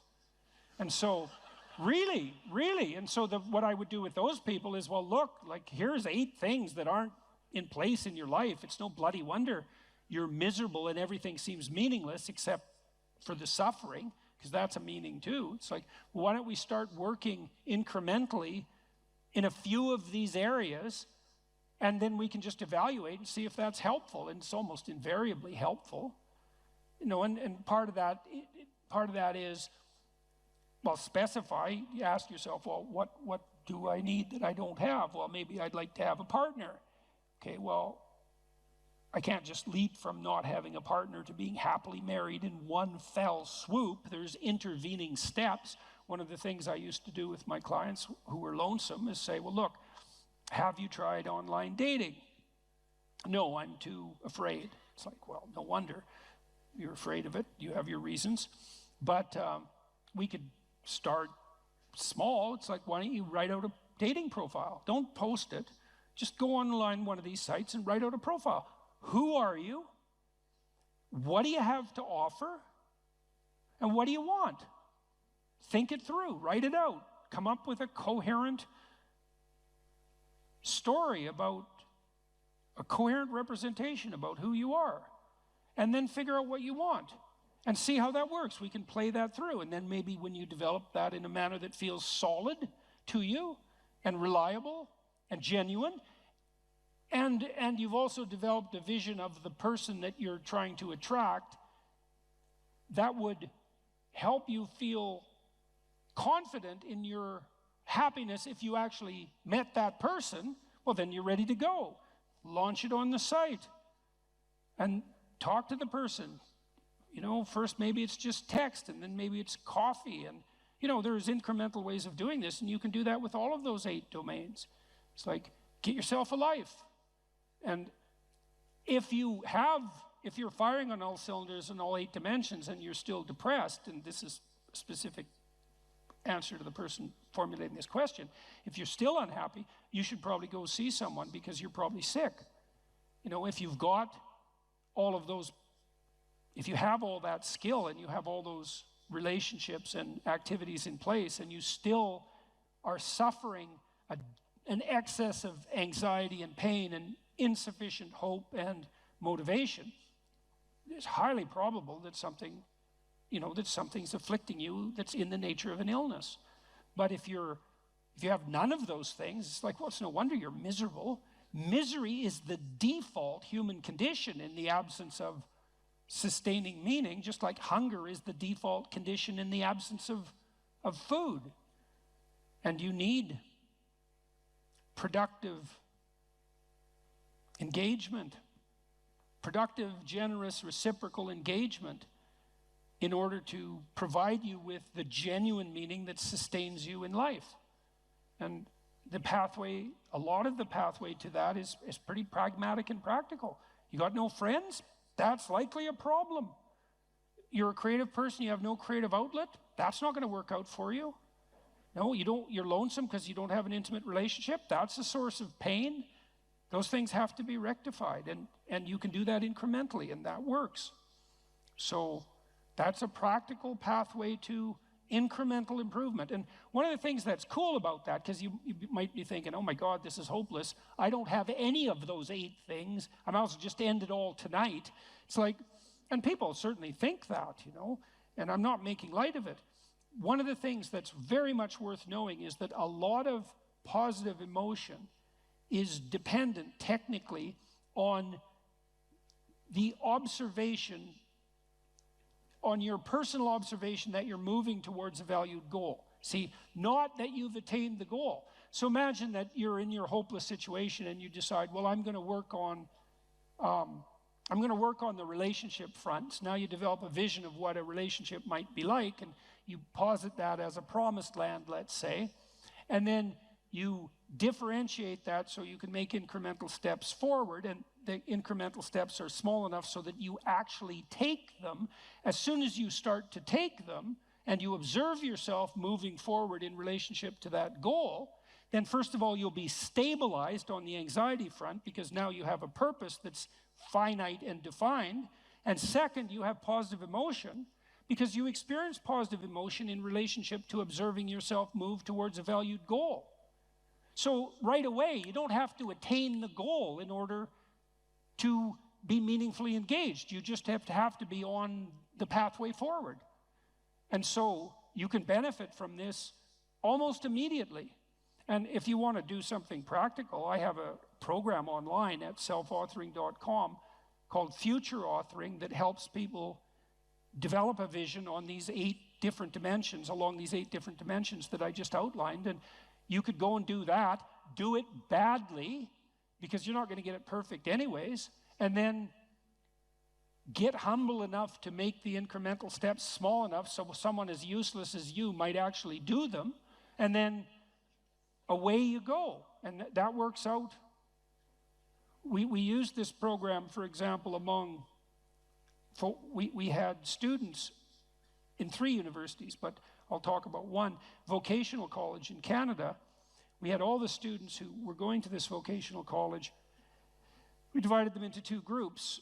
They either wrote for 90 minutes about what they had done in the last 2 weeks in their life, or they wrote for 90 minutes about their vision across these dimensions that I described. They didn't have any training, no warning, except that they knew they were going to participate in the study, and no one even reviewed what they wrote. And we dropped the dropout rate of those students by 50% in the first year. All they needed was a compelling vision, and that's what we all need. We all need a compelling vision. We're visionary creatures in the literal sense. We need a compelling vision, and one of the things our society does very badly is to encourage people, is to let people know that they are visionaries and to encourage them to develop for themselves a compelling vision. It's very sad that we don't do that, especially because if you do that with people, the results are spectacular and immediate.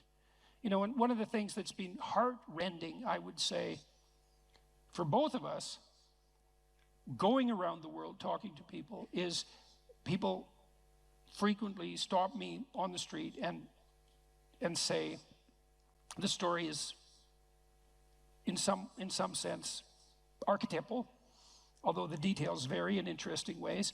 I wasn't in a very good place. I was suffering, and there's usually reasons for that.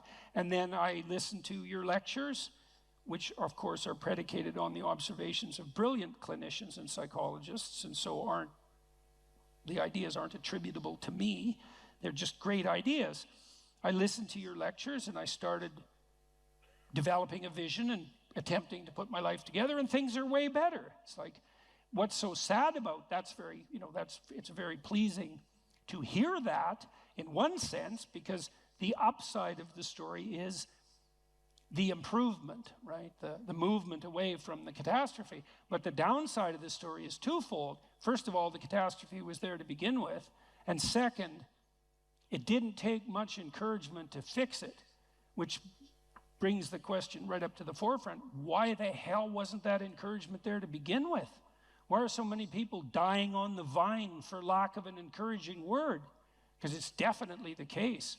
That pertains to the mental health of young people. And it's in no small part because we do everything we can to punish the spirit out of young people. We especially do that with boys.